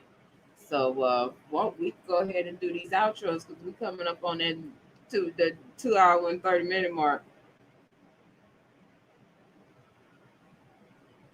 Pink, since you've been so quiet. I ain't been too quiet. I've been here. I'm listening. Look, I should have had a notepad so I could write some stuff down, but I have it up top. Outro for tonight.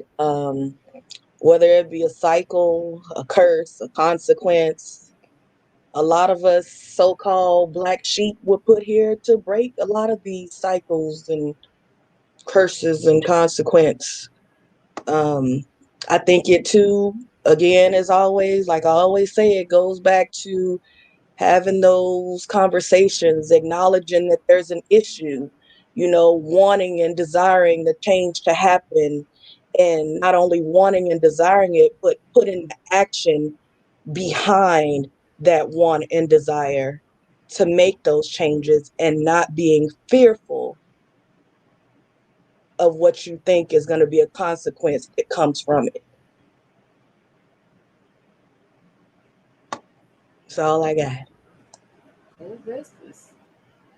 I'm gonna let Marcus go before DW go. Lord. No, man. I guess for me,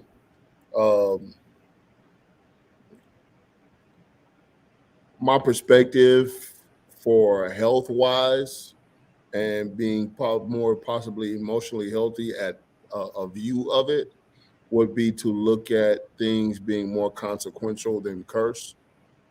And it's just for the health and the perspective of knowing that I have more choices. And for me, cause I feel like if I look at it as a curse, if I'm not very spiritual, right? If I'm not really into that, I really don't have a map on how to break that or how to fix that. You get what I'm saying? So for me, it would be more if I look at it from the consequence perspective, it gives me more hope to know that I can do something better. And that I don't have to live in a place because of someone else's actions, right? So I guess my biggest thing with that is going out is like if y'all are watching, listening, whatever the case may be, is if you want to change your circumstance, start with the consequence. Look at consequences. Look at some of the stuff that some of the conditions that we're in, some of the consequences, or some of the conditions, circumstances. A lot of that are because we live through another person's consequences. So when you can break the blame game, you can probably break the generational curse, right? All right. I feel that on the shirt. Break the blame game. Okay.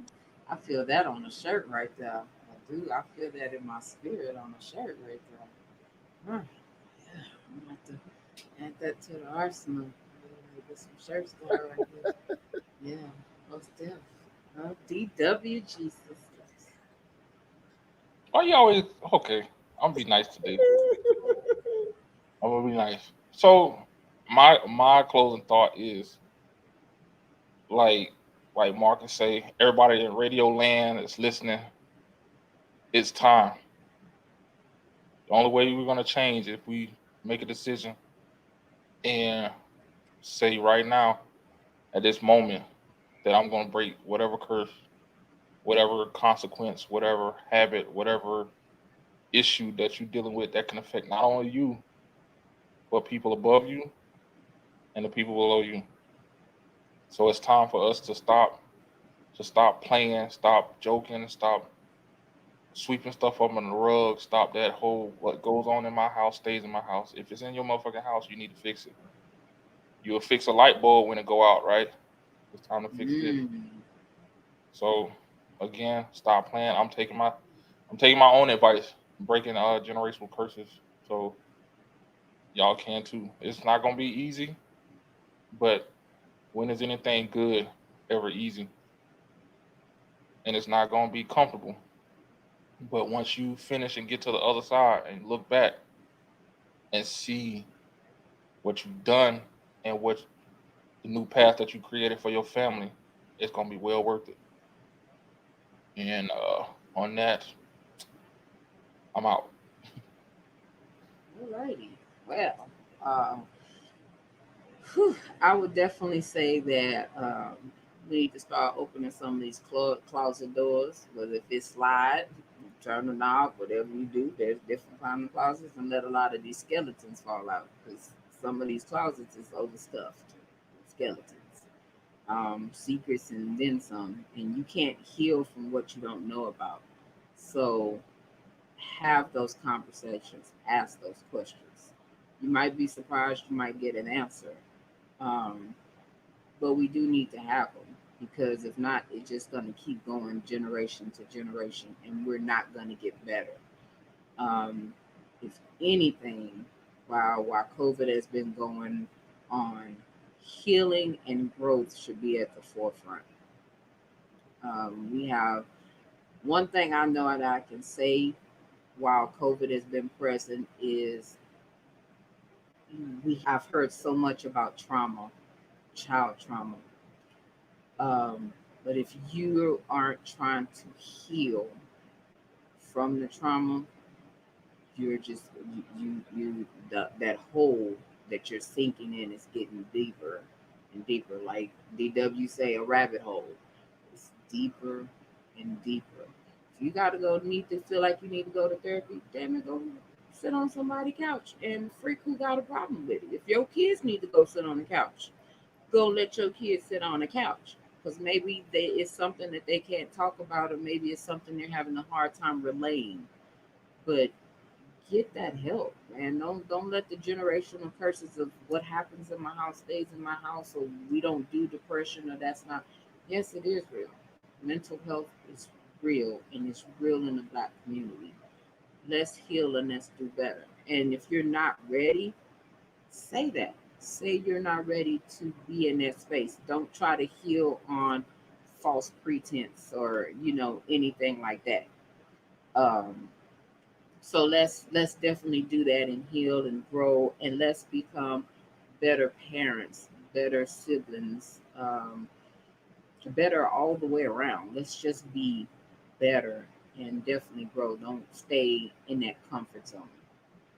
Because yeah, it be comfortable till it get uncomfortable, and then you having a all time stress and a mental health issue because you used to that comfort and don't know how to step out of that comfort zone. Like, yeah, And if you can't do it, find somebody that can help push your ass out that damn comfort zone for real. Because yeah, it hurts more than it helps. Real talk. Um, so as we're getting ready to close tonight, definitely thank my co-host.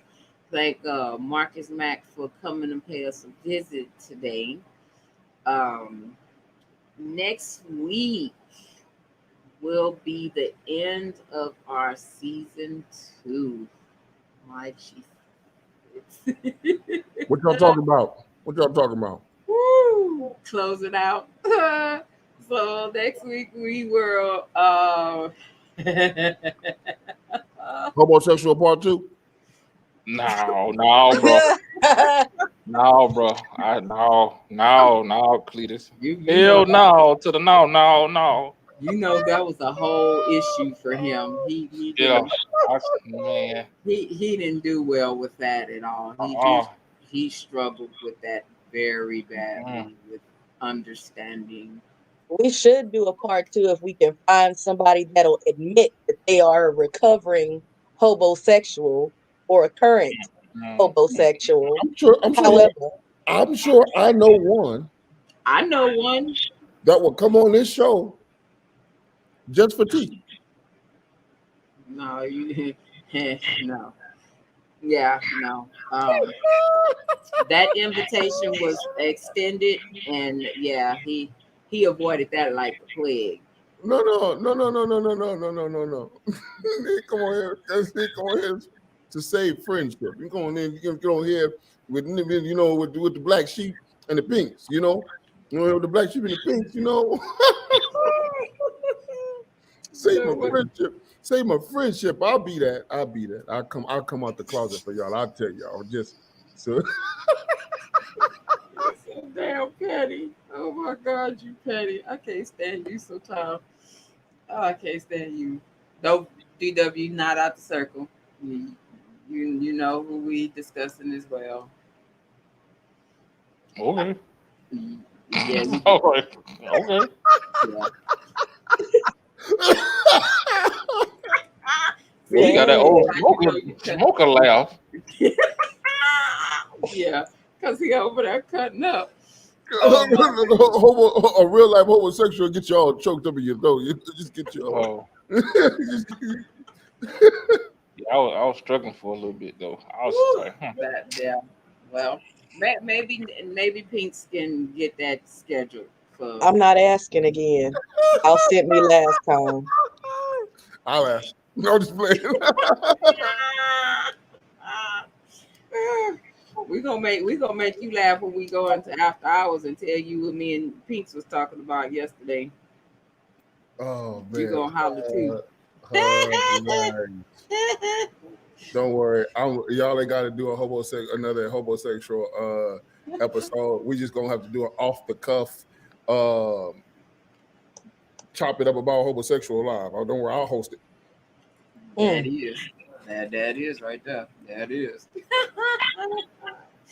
So, oh Jesus. So during we will have a bye week where we will be off. We won't do Chew the Fat or TK's Chronicles of a Black Sheep that week. I think that's the week of the 21st, but we do plan to come back on the week of the 28th. And we coming out gunning. Yeah, stay tuned. We coming out gunning. We're trying to get these topics together for y'all because we know we got to step our game up. We've had some interesting topics over the last 2 seasons, so we got to keep gunning and pushing forward. So we're trying to, we down for having them tough conversations and putting ourselves out there with being transparent. So we got to keep that going.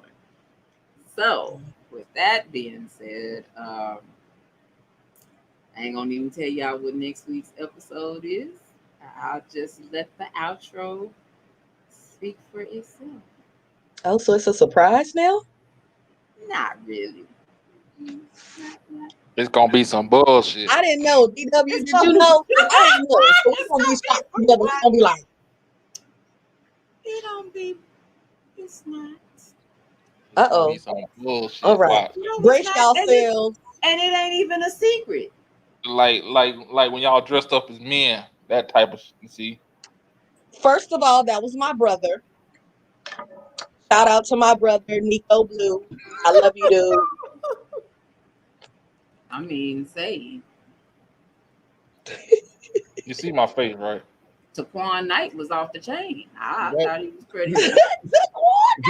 that man DW is not impressed. No, no, Oh, the no. beginning when we came on, his face was they faces was priceless, completely priceless. So yeah, so you never know what we might got third when we have third season. We might have some other costumes in our closet. Come with it. Hey, I'm gonna dress up for the sex one. Watch. Like you said that, and that I don't knew y'all gonna shut up. See, I knew it I'd get don't y'all. even like. But the Mhm. thing is, you said that, but it don't surprise us because that's like I'm gonna get Earled up. I'm gonna put Earl on my body. Put all kinds of Earls on me.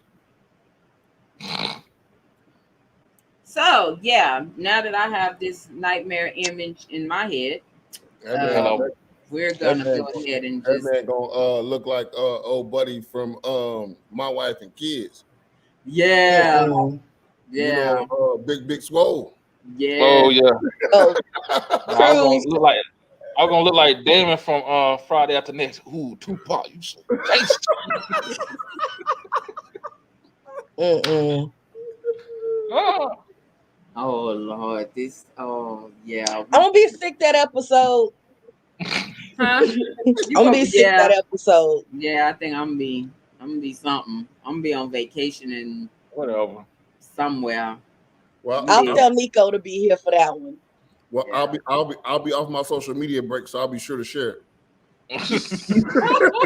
Oh my God. Oh, bless us, Lord. But thank y'all always for supporting to everybody that watches and supports the Chronicles, and comments and shares, Yeah. share the Facebook, um, the YouTube, the TikTok. Yes, because we got a TikTok, we have an IG. Like, share, all those wonderful things. But we definitely appreciate y'all. Love y'all much. So we'll look forward to seeing y'all next week and join in on the topic. Good night, y'all. Bye. Peace out. I mean, we were just sitting back, you know, chopping it up, reminiscing about the good old days and all that. You know, tracking my roots, where I came from, and